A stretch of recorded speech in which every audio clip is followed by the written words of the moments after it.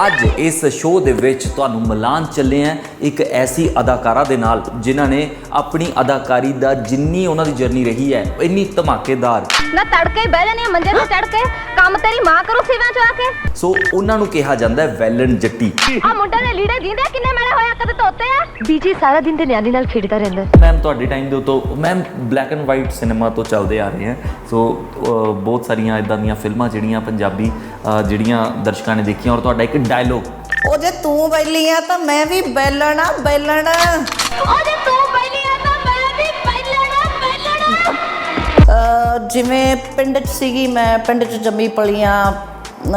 8ਵੀਂ 'ਚ ਮੈਨੂੰ ਹੋਸਟਲ 'ਚ ਪਾਤਾ ਸੀ ਮੇਰੇ ਪੇਰੈਂਟਸ ਨੇ। 8ਵੀਂ ਦੇ ਵਿੱਚ? ਹਾਂਜੀ, ਕਿਉਂਕਿ ਮੇਰੇ ਮਦਰ ਵਰਕਿੰਗ ਸੀਗੇ ਤੇ ਮੇਰੇ ਫਾਦਰ ਵੀ ਡਾਕਟਰ ਸੀਗੇ, ਰਜਿਸਟਰ ਮੈਡੀਕਲ ਪ੍ਰੈਕਟੀਸ਼ਨਰ ਸੀਗੇ। ਸੋ ਇਸ ਕਰਕੇ ਉਹਨਾਂ ਦਾ ਆਪਣੇ ਤਰੀਕੇ ਦਾ ਕੰਮ ਸੀਗਾ ਤੇ ਮੈਂ ਆਪਣੇ ਪੇਰੈਂਟਸ ਦੀ ਇਕੱਲੀ ਕੁੜੀ ਸੀ। ਇਸ ਕਰਕੇ ਉਹਨਾਂ ਨੇ ਮੈਨੂੰ ਬਾਹਰ ਪੜ੍ਹਨ ਪਾਤਾ। 8ਵੀਂ 'ਚ ਮੈਂ ਸਿੱਧਵਾਂ ਖੁਰਦ ਪੜ੍ਹੀ, ਫਿਰ ਮੈਂ ਖਾਲਸਾ ਕਾਲਜ ਲੁਧਿਆਣੇ ਆ ਗਈ। ਪਰ ਮੈਂ ਆਪਣੇ ਫਾਦਰ ਨੂੰ ਅੱਜ ਵੀ ਮਤਲਬ ਕਈ ਵਾਰੀ ਤਾਂ ਮੈਂ ਸਿਤਾਰਿਆਂ 'ਚ ਵੀ ਉਹਨਾਂ ਨੂੰ ਲੱਭਦੀ ਹਾਂ ਅਤੇ ਉਹਨਾਂ ਨੇ ਮੈਨੂੰ ਇਹ ਕਿਹਾ ਸੀ ਕਿ ਪੁੱਤ ਜ਼ਿੰਦਗੀ 'ਚ ਕਿਹੋ ਜਿਹੇ ਵੀ ਹਾਲਾਤ ਹੋ ਜਾਣ ਪਿੱਛੇ ਮੁੜ ਕੇ ਨਹੀਂ ਦੇਖਣਾ ਜੀ, ਅੱਗੇ ਚੱਲਣਾ ਜੀ, ਘਬਰਾਉਣਾ ਨਹੀਂ, ਮੁਕਾਬਲਾ ਕਰਨਾ ਹੈ। ਐਬਸੋਲਿਊਟ ਦੇਸੀ ਮੁੰਡਾ ਪਿੱਛੇ ਨਹੀਂ ਉਹ ਹਟਦਾ। ਇੰਚ ਸਾਡਾ ਏ ਉੱਚਾ ਬੱਲੀਏ ਛੇਤੀ ਦਿਲ ਨਹੀਂ ਹਰਦਾ। ਉਹ ਮੈਂ ਕਿਹਾ ਮੈਂ ਐਬਸੋਲਿਊਟ ਦੇਸੀ, ਮੈਂ ਕਿਹਾ ਮੈਂ ਲੋਈ ਅਖਤਰ ਸ਼ਿਖਰ ਰਾਏ। ਸਤਿ ਸ਼੍ਰੀ ਅਕਾਲ। ਹਮਦਰਦ ਟੀਵੀ ਦੇਖ ਰਹੇ ਸਾਰੇ ਦਰਸ਼ਕਾਂ ਦਾ ਬਹੁਤ-ਬਹੁਤ ਸਵਾਗਤ ਹੈ। ਸ਼ੋਅ ਸ਼ੁਰੂ ਹੋ ਚੁੱਕਿਆ ਐਬਸੋਲਿਊਟ ਦੇਸੀ ਤੇ ਮੈਂ ਹਾਂ ਸ਼ੇਖਰ ਰਾਏ। ਸੋ ਅੱਜ ਇਸ ਸ਼ੋਅ ਦੇ ਵਿੱਚ ਤੁਹਾਨੂੰ ਮਿਲਾਨ ਚੱਲੇ ਆ ਇੱਕ ਐਸੀ ਅਦਾਕਾਰਾ ਦੇ ਨਾਲ ਜਿਨ੍ਹਾਂ ਨੇ ਆਪਣੀ ਅਦਾਕਾਰੀ ਦਾ ਜਿੰਨੀ ਉਹਨਾਂ ਦੀ ਜਰਨੀ ਰਹੀ ਹੈ ਇੰਨੀ ਧਮਾਕੇਦਾਰ ਜਰਨੀ ਜਿਹੜੀ ਉਹਨਾਂ ਦੀ ਚੱਲਦੀ ਰਹੀ ਕਿ ਉਹਨਾਂ ਦੇ ਕਿਰਦਾਰਾਂ ਨੂੰ ਹੁਣ ਵੀ ਯਾਦ ਕੀਤਾ ਜਾਂਦਾ ਹੈ। ਸੋ ਉਹਨਾਂ ਨੂੰ ਕਿਹਾ ਜਾਂਦਾ ਹੈ ਵੈਲਨ ਜੱਟੀ ਤੇ ਕੋਈ ਹੋਰ ਨਹੀਂ, ਮੇਰੇ ਨਾਲ ਨੇ ਪੰਮੀ ਸਿੱਧੂ ਜੀ। ਬਹੁਤ-ਬਹੁਤ ਸਵਾਗਤ ਹੈ ਤੁਹਾਡਾ। ਸਤਿ ਸ਼੍ਰੀ ਅਕਾਲ ਜੀ। ਸਤਿ ਸ਼੍ਰੀ ਅਕਾਲ ਜੀ, ਧੰਨਵਾਦ ਬਹੁਤ-ਬਹੁਤ। ਤਾਂ ਮੈਂ ਮੇਰੇ ਖਿਆਲ ਨਾਲ ਗਲਤ ਨਹੀਂ ਕਿਹਾ ਤੁਹਾਨੂੰ, ਵੈਲਨ ਜੱਟੀ ਹੈ? ਹਾਂ, ਮਤਲਬ ਸ਼ੁਰੂਆਤ ਤੇ ਇੱਥੋਂ ਹੀ ਹੋਈ ਸੀ, ਹੈ ਨਾ। ਸੋ ਇਹ ਬਹੁਤ ਵਧੀਆ ਟਾਈਟਲ ਤੁਹਾਡੇ ਨਾਲ ਜੁੜ ਗਿਆ ਔਰ ਤੁਹਾਡੀ ਪਰਸਨੈਲਿਟੀ। ਔਰ ਮੇਰੇ ਖਿਆਲ ਨਾਲ ਇਸ ਨੂੰ ਅਸੀਂ ਇੱਕ ਨੈਗੇਟਿਵ ਵੇ ਨਾਲ ਵੀ ਨਹੀਂ ਲੈ ਸਕਦੇ। ਇਹ ਗੱਲ ਕੀ ਹੈ, ਬਹੁਤ ਜ਼ਿਆਦਾ ਪੋਜ਼ੀਟਿਵ ਚੀਜ਼ ਇਹ ਹੈਗੀ ਹੈ ਕਿ ਮੈਮ ਦੀ ਲਾਈਫ ਜਿਹੜੀ ਹੈ ਉਹ ਬਹੁਤ ਜ਼ਿਆਦਾ ਤੁਹਾਨੂੰ ਇਨਕਰੇਜ ਕਰੇਗੀ ਜ਼ਿੰਦਗੀ ਦੇ ਵਿੱਚ ਜ਼ਿੰਦਾ ਦਿਲੀ ਨਾਲ ਜੀਣਾ। ਸੋ ਵੈਲਪੁਣਾ ਸਿਰਫ ਉਹ ਹੀ ਨਹੀਂ ਹੁੰਦਾ ਜੋ ਅਸੀਂ ਕਈ ਵਾਰੀ ਗਾਣਿਆਂ ਦੇ ਵਿੱਚ ਗਲਤ ਤਰੀਕੇ ਨਾਲ ਵੀ ਸੁਣਦੇ ਹਾਂ। ਵੈਲਪੁਣਾ ਉਹ ਵੀ ਹੁੰਦਾ ਜਦੋਂ ਤੁਸੀਂ ਜ਼ਿੰਦਗੀ ਦੇ ਮੁਸ਼ਕਲਾਤ ਜਿਹੜੀਆਂ ਹੁੰਦੀਆਂ ਨੇ ਉਹਨਾਂ ਦਾ ਡਟ ਕੇ ਸਾਹਮਣਾ ਕਰਦੇ ਹੋ ਔਰ ਅੱਗੇ ਵੱਧਦੇ ਜਾਂਦੇ ਹੋ। ਸੋ ਮੈਮ ਇੱਦਾਂ ਦੀ ਜਰਨੀ ਜਿਹੜੀ ਇੰਸਪਾਇਰਿੰਗ ਜਰਨੀ ਮੈਂ ਕਹਾਂਗਾ ਤੁਹਾਡੀ ਰਹੀ ਹੈ। ਸੋ ਅੱਜ ਸਾਡੇ ਦਰਸ਼ਕਾਂ ਦੇ ਨਾਲ ਉਹ ਸਾਂਝੀ ਕਰਨਾ। ਸੋ ਉਸ ਦੇ ਨਾਲ ਹੀ ਨਾਲ ਸਭ ਤੋਂ ਪਹਿਲਾ ਸਵਾਲ ਜਿਹੜਾ ਅਸੀਂ ਹਮੇਸ਼ਾ ਆਪਣੇ ਗੈਸਟ ਨੂੰ ਪੁੱਛਦੇ ਹਾਂ ਇਸ ਐਪੀਸੋਡ ਦੇ ਲਈ ਕਿ ਤੁਹਾਡੇ ਅੰਦਰ ਐਸਾ ਕਿਹੜਾ ਦੇਸੀਪੁਣਾ ਹੈ ਜਿਸ ਦੇ ਨਾਲ ਤੁਸੀਂ ਇਹ ਕਹਿ ਸਕਦੇ ਹੋ ਕਿ ਹਾਂ ਮੈਂ ਐਬਸੋਲਿਊਟ ਦੇਸੀ ਹਾਂ? ਮੈਂ ਹਰ ਇੱਕ ਤਰੀਕੇ ਦੇਸੀ ਹਾਂ। ਅੱਛਾ ਜੀ। ਕਿਉਂਕਿ ਮੇਰਾ ਜਿਹੜਾ ਬੋਲਣ ਦਾ ਲਹਿਜਾ ਉਹ ਮਲਵਈ ਆ, ਮਾਲਵੇ ਦੀ ਹਾਂ ਮੈਂ। ਸੋ ਬੋਲਣ 'ਚ ਮੈਂ ਦੇਸੀ ਹਾਂ। ਬਾਕੀ ਬੇਸ਼ੱਕ ਅਸੀਂ ਸ਼ਹਿਰ 'ਚ ਰਹਿੰਦੇ ਹਾਂ ਇਸ ਵੇਲੇ, ਪਰ ਸਾਡਾ ਖਾਣਾ ਪੀਣਾ ਹਾਲੇ ਵੀ ਦੇਸੀ ਆ। ਮਤਲਬ ਕੁਛ ਚਿਰ ਅਸੀਂ ਬਦਲਿਆ, ਪਰ ਬਦਲ ਕੇ ਉਹਦਾ ਸਾਨੂੰ ਨੁਕਸਾਨ ਹੋਇਆ। ਅੱਛਾ, ਠੀਕ ਹੈ ਜੀ। ਜਦੋਂ ਸ਼ਹਿਰਾਂ 'ਚ ਆ ਗਏ ਤਾਂ ਲੋਕ ਬਦਲ ਗਏ, ਹੈ ਨਾ। ਪਰ ਹੁਣ ਅਲਟੀਮੇਟਲੀ ਅਸੀਂ ਫੇਰ ਕਹਿੰਦੇ ਆਨੇ ਵਾਲੀ ਥਾਂ 'ਤੇ ਹੀ ਆਉਣਾ ਪੈਣਾ ਸਾਨੂੰ। ਸੋ ਅਸੀਂ ਸਾਡੇ ਘਰ 'ਚ ਜਿਵੇਂ ਦੇਸੀ ਘਿਓ, ਸਰੋਂ ਦਾ ਤੇਲ ਤੇ ਪਰੌਂਠੇ ਹੁਣ ਥੋੜ੍ਹੇ ਘੱਟ ਖਾਂਦੇ ਹਾਂ ਉਮਰ ਨੂੰ ਦੇਖਦੇ ਹੋਏ ਜਾਂ ਹੈਲਥ ਨੂੰ ਕਹਿ ਲਓ ਦੇਖਦੇ ਹੋ। ਉਮਰ ਦੀ ਤਾਂ ਖੈਰ ਮੈਂ ਪਰਵਾਹ ਨਹੀਂ ਮਾਰਦੀ। ਹਾਂ, ਠੀਕ ਹੈ। ਤੇ ਉਸ ਕਰਕੇ ਬਾਕੀ ਸਾਰੀਆਂ ਚੀਜ਼ਾਂ ਆਪਣੇ ਘਰਾਂ 'ਚ ਜਿਵੇਂ ਦੇਸੀ। ਅਸੀਂ ਸਾਡੇ ਘਰ 'ਚ ਕੋਲਡ ਡਰਿੰਕ ਬਹੁਤ ਘੱਟ ਰੇਅਰ ਚੱਲਦਾ, ਹੈ ਨਾ। ਸਾਡੇ ਘਰ 'ਚ ਲੱਸੀ ਚੱਲਦੀ ਹੈ, ਦਹੀਂ ਚੱਲਦਾ, ਦੁੱਧ ਚੱਲਦਾ, ਮਤਲਬ ਚੀਜ਼ਾਂ ਸਾਰੀਆਂ ਉਹੋ ਹੀ ਚੱਲਦੀਆਂ ਨੇ ਤੇ ਅਸੀਂ ਕੁੱਲ ਮਿਲਾ ਕੇ ਦੇਸੀ ਹਾਂ। ਖੈਰ ਖਾਣ ਪੀਣ ਦੇ ਤਾਂ ਪੰਜਾਬੀ ਸ਼ੌਕੀਨ ਹੁੰਦੇ ਨੇ ਔਰ ਇਹੀ ਸਭ ਤੋਂ ਵੱਡਾ ਦੇਸੀਪਣਾ ਹੁੰਦਾ। ਜਦੋਂ ਮੈਂ ਪਹੁੰਚਿਆ ਮੈਮ ਦੇ ਕੋਲ, ਮੈਂ ਸਪੈਸ਼ਲੀ ਤੁਹਾਨੂੰ ਦੱਸ ਦਵਾਂ ਕਿ ਮੈਂ ਘਰ ਦੇ ਵਿੱਚ ਬੈਠਿਆ ਔਰ ਜਦੋਂ ਮੈਂ ਪੰਮੀ ਮੈਮ ਕੋਲ ਪਹੁੰਚਿਆ ਉਹਨਾਂ ਨੇ ਇੰਨੇ ਪਿਆਰ ਦੇ ਨਾਲ ਮੇਰੇ ਲਈ ਸਮੋਸੇ ਮੰਗਾਏ ਹੋਏ ਸੀਗੇ। ਸੋ ਬਹੁਤ ਵਧੀਆ ਲੱਗਿਆ ਮੈਮ, ਬਹੁਤ ਹੀ ਵਧੀਆ ਸੀਗੇ। ਔਰ ਤੁਸੀਂ ਮੇਰੀ ਖੁਸ਼ਕਿਸਮਤੀ ਮੈਮ, ਸਾਡੀ ਖੁਸ਼ਕਿਸਮਤੀ। ਸੋ ਮੈਮ ਦੇ ਕਰੀਅਰ ਦੀ ਗੱਲ ਕਰਦੇ ਆ, ਬੜੇ ਸਾਰੇ ਦਰਸ਼ਕਾਂ ਨੇ ਪਛਾਣ ਵੀ ਲਿਆ ਹੋਣਾ। ਔਰ ਗੱਲ ਹੈ ਨਾ ਮੈਮ, ਤੁਹਾਡੇ ਟਾਈਮ ਦੇ ਉੱਤੋਂ ma'am black and white cinema ਤੋਂ ਚੱਲਦੇ ਆ ਰਹੇ ਹੈ। ਸੋ ਬਹੁਤ ਸਾਰੀਆਂ ਇੱਦਾਂ ਦੀਆਂ ਫਿਲਮਾਂ ਜਿਹੜੀਆਂ ਪੰਜਾਬੀ ਜਿਹੜੀਆਂ ਦਰਸ਼ਕਾਂ ਨੇ ਦੇਖੀਆਂ ਔਰ ਤੁਹਾਡਾ ਇੱਕ ਡਾਇਲੋਗ, ਉਹ ਡਾਇਲੋਗ ਕਿਵੇਂ ਸੀਗਾ ਕਿ ਜੇ ਤੂੰ ਵੈਲੀ ਹੈ ਤਾਂ ਮੈਂ ਵੀ ਵੈਲਣਾ। ਇੱਕ ਵਾਰੀ ਉਸੇ ਅੰਦਾਜ਼ ਦੇ ਵਿੱਚ ਬੋਲ ਕੇ ਸੁਣਾ ਦਿਓ। ਇਹ ਫਿਲਮ ਬਲੈਕ ਐਂਡ ਵਾਈਟ ਤਾਂ ਨਹੀਂ, ਮਤਲਬ 87 ਚ ਰਿਲੀਜ਼ ਹੋਈ ਸੀਗੀ, ਵਰਿੰਦਰ ਜੀ ਦੀ ਫਿਲਮ ਸੀ। ਸਾਡਾ ਟੀਵੀ ਉਹ ਬਲੈਕ ਐਂਡ ਵਾਈਟ ਸੀ। ਸਾਡਾ ਟੀਵੀ ਉਹ ਬਲੈਕ ਐਂਡ ਵਾਈਟ ਸੀ ਜੀ। ਉਹ ਜੇ ਤੂੰ ਬੈਲੀ ਆ ਤਾਂ ਮੈਂ ਵੀ ਬੈਲਣਾ ਬੈਲਣਾ। ਕੀ ਬਾਤ ਹੈ, ਬਹੁਤ ਵਧੀਆ ਮੈਮ। ਸੋ ਉਹ ਪੰਜਾਬੀ ਸਿਨੇਮਾ ਦਾ ਜਿਹੜਾ ਦੌਰ ਸੀਗਾ ਉਹ ਤੁਸੀਂ ਦੇਖਿਆ। ਉਸ ਤੋਂ ਬਾਅਦ ਸਿਨੇਮਾ ਚੇਂਜ ਹੋਇਆ, 2000 ਤੋਂ ਬਾਅਦ ਇੱਕ ਨਵਾਂ ਸਿਨੇਮਾ ਆਇਆ। ਸੋ ਸਾਰੀਆਂ ਉਸ ਟਾਈਮ ਦੀਆਂ ਵੀ ਕੁਝ ਲਾਈਫ ਦੇ ਤੁਹਾਡੇ ਵੀ ਉਤਾਰ ਚੜਾਅ ਸੀਗੇ। ਸੋ ਉਸ ਤੋਂ ਬਾਅਦ ਹੁਣ ਇੱਕ ਨਵਾਂ ਦੌਰ ਪੰਜਾਬੀ ਸਿਨੇਮਾ ਦਾ ਚੱਲ ਰਿਹਾ। ਸੋ ਅਸੀਂ ਉੱਥੋਂ ਸ਼ੁਰੂਆਤ ਕਰਦੇ ਹਾਂ। ਜਸਪਾਲ ਭੱਟੀ ਸਾਹਿਬ ਦੇ ਨਾਲ ਬਹੁਤ ਸਾਰੇ ਪ੍ਰੋਜੈਕਟਸ ਤੁਸੀਂ ਕੀਤੇ। ਸੋ ਇੱਕ ਤਰੀਕੇ ਦੇ ਨਾਲ ਬਰਾਬਰ ਦੀ ਕੰਟਰੀਬਿਊਸ਼ਨ ਦੋਨਾਂ ਦੀ ਰਹੀ। ਸੋ ਗੱਲ ਇਹ ਹੁੰਦੀ ਹੈ ਕਿ ਬਹੁਤ ਸਾਰੇ ਲੋਕਾਂ ਨੂੰ ਜਸਪਾਲ ਭੱਟੀ ਸਾਹਿਬ ਦਾ ਸ਼ਾਇਦ ਨਾਮ ਜ਼ਿਆਦਾ ਉਹਨਾਂ ਦੇ ਜ਼ਿਹਨ ਦੇ ਵਿੱਚ ਰਹਿ ਗਿਆ। ਸੋ ਕਈ ਲੋਕ ਇਹ ਕਹਿੰਦੇ ਵੀ ਜਸਪਾਲ ਭੱਟੀ ਸਾਹਿਬ ਨੇ ਤੁਹਾਨੂੰ ਬ੍ਰੇਕ ਦਿੱਤਾ ਸੀ ਜਾਂ ਕੁਛ ਇੱਦਾਂ। ਸੋ ਪਰ ਇਹ ਚੀਜ਼ ਮੈਂ ਦਰਸ਼ਕਾਂ ਨੂੰ ਦੱਸ ਦੇਣਾ ਚਾਹੁੰਦਾ ਕਿ ਬਿਲਕੁਲ ਨਾਲ ਕੰਮ ਕਰਦੇ ਰਹੇ ਔਰ ਇੱਕ ਜਰਨੀ ਇਕੱਠੀ ਸੀਗੀ। ਸੋ ਮੈਮ ਉਸ ਜਰਨੀ ਬਾਰੇ ਦੱਸੋ। ਐਕਚੁਅਲੀ ਜਦੋਂ ਮੈਂ ਪੰਜਾਬ ਯੂਨੀਵਰਸਿਟੀ ਪੜ੍ਹਦੀ ਸੀ, ਸਟੂਡੈਂਟ ਸੀ ਉਸ ਵੇਲੇ ਮੈਂ, ਤੇ ਉਦੋਂ ਭੱਟੀ ਸਾਹਿਬ ਨੇ ਇੱਕ ਪ੍ਰੋਗਰਾਮ ਸ਼ੁਰੂ ਕਰਨਾ ਚਾਹੁੰਦੇ ਸੀ, ਉਹ ਰੰਗ 'ਚ ਭੰਗ ਜੀ, ਜਿਹੜਾ ਉਸ ਵੇਲੇ ਚਿੱਤਰਹਾਰ ਚੱਲਦਾ ਹੁੰਦਾ ਸੀਗਾ। ਤੇ ਚਿੱਤਰਹਾਰ ਦੇ ਦਰਮਿਆਨ ਆਉਂਦਾ ਹੁੰਦਾ ਸੀ ਉਹ ਪ੍ਰੋਗਰਾਮ। ਓਕੇ। ਸੋ ਉਹਦੇ ਵਿੱਚ ਉਹਨੂੰ ਬ੍ਰੇਕ ਹੁੰਦੀ ਸੀ, ਉਸੋਂ ਤਾਂ ਰੰਗ 'ਚ ਭੰਗ, ਮਤਲਬ ਉਹ ਜਦੋਂ ਲੋਕ ਗੀਤ ਸੁਣ ਰਹੇ ਉਹਦੇ ਵਿੱਚ ਭੰਗ ਪਾਉਣਾ। ਹਾਂ, ਸੋ ਉਹਦੇ ਵਿੱਚ ਕੋਈ ਨਾ ਕੋਈ ਸਟਾਇਰ ਹੁੰਦਾ ਸੀਗਾ, ਲੋਕਾਂ ਲਈ ਕੋਈ ਨਾ ਕੋਈ ਸੁਨੇਹਾ ਹੁੰਦਾ ਸੀ। ਸੋ ਉਹ ਜਦੋਂ ਉਹਨਾਂ ਨੇ ਲਿਖੀ ਆਪਣੀ ਸਕ੍ਰਿਪਟ, ਉਸ ਤੋਂ ਬਾਅਦ ਉਹ ਡਾਕਟਰ ਸੁਰਿੰਦਰ ਸ਼ਰਮਾ ਪੰਜਾਬ ਯੂਨੀਵਰਸਿਟੀ 'ਚ ਪ੍ਰੋਫੈਸਰ ਰਹੇ ਆ, ਫਿਲਮਾਂ 'ਚ ਬੜੇ ਕੱਦਾਵਾਰ ਅਦਾਕਾਰ ਰਹੇ ਆ। ਸੋ ਉਹਨਾਂ ਨਾਲ ਫਿਰ ਉਹ ਮੇਰੇ ਹੋਸਟਲ ਆਏ ਸੀਗੇ, ਤਾਂ ਅਸੀਂ ਉਹ ਸਾਰੀ ਸਕ੍ਰਿਪਟ ਡਿਸਕਸ ਕੀਤੀ ਉੱਥੇ। ਤੇ ਉਸ ਤੋਂ ਬਾਅਦ ਮੈਂ ਉਹ ਪ੍ਰੋਗਰਾਮ ਲਈ ਹਾਂ ਕਰਤੀ। ਮੇਰੀ ਖੁਸ਼ਕਿਸਮਤੀ ਸੀਗੀ। ਪਰ ਮੈਂ ਜੇ ਇਹ ਕਹਿ ਲਵਾਂ ਕਿ ਭੱਟੀ ਸਾਹਿਬ ਨੇ ਮੈਨੂੰ ਬ੍ਰੇਕ ਦਿੱਤਾ ਤਾਂ ਵੀ ਇਹ ਕੋਈ ਗਲਤ ਨਹੀਂ ਹੋਏਗਾ। ਬੇਸ਼ੱਕ ਅਸੀਂ ਕੰਮ ਇਕੱਠੇ ਸ਼ੁਰੂ ਕੀਤਾ। ਉਹਨਾਂ ਦੀ ਪਹਿਲੀ ਜਿਹੜੀ ਉਹਨਾਂ ਨਾਲ ਕੋਈ ਫੀਮੇਲ ਅਦਾਕਾਰਾ ਸੀਗੀ ਉਹ ਮੈਂ ਰਹੀ, ਪਰ ਫਿਰ ਵੀ ਮੇਰੇ ਲਈ ਉਹ ਬਹੁਤ ਵੱਡੀ ਗੱਲ ਹੈ ਕਿ ਮੈਂ ਉਹਨਾਂ ਨਾਲ ਕੰਮ ਕੀਤਾ, ਕਿਉਂਕਿ ਉਹਨਾਂ ਨੇ ਬਹੁਤ ਸਿਖਰਾਂ ਨੂੰ ਛੂਹਿਆ ਜਾ ਕੇ। ਭੱਟੀ ਸਾਹਿਬ ਦੇ ਕੰਮ ਕਰਨ ਦਾ ਅੰਦਾਜ਼ ਹੀ ਬਹੁਤ ਡਿਫਰੈਂਟ ਸੀਗਾ ਔਰ ਇਹ ਕਹਿ ਲਓ ਕਿ ਇੱਕ ਪੰਜਾਬੀ ਸਿਨੇਮਾ ਦਾ ਇੱਕ ਅਲੱਗ ਹੀ ਏਰਾ ਸੀਗਾ ਉਹ, ਜਦੋਂ ਭੱਟੀ ਸਾਹਿਬ ਜਿਹੜੇ ਫਿਲਮਾਂ ਕਰ ਰਹੇ ਸੀ ਜਾਂ ਸੀਰੀਅਲਸ ਕਰ ਰਹੇ ਸੀ।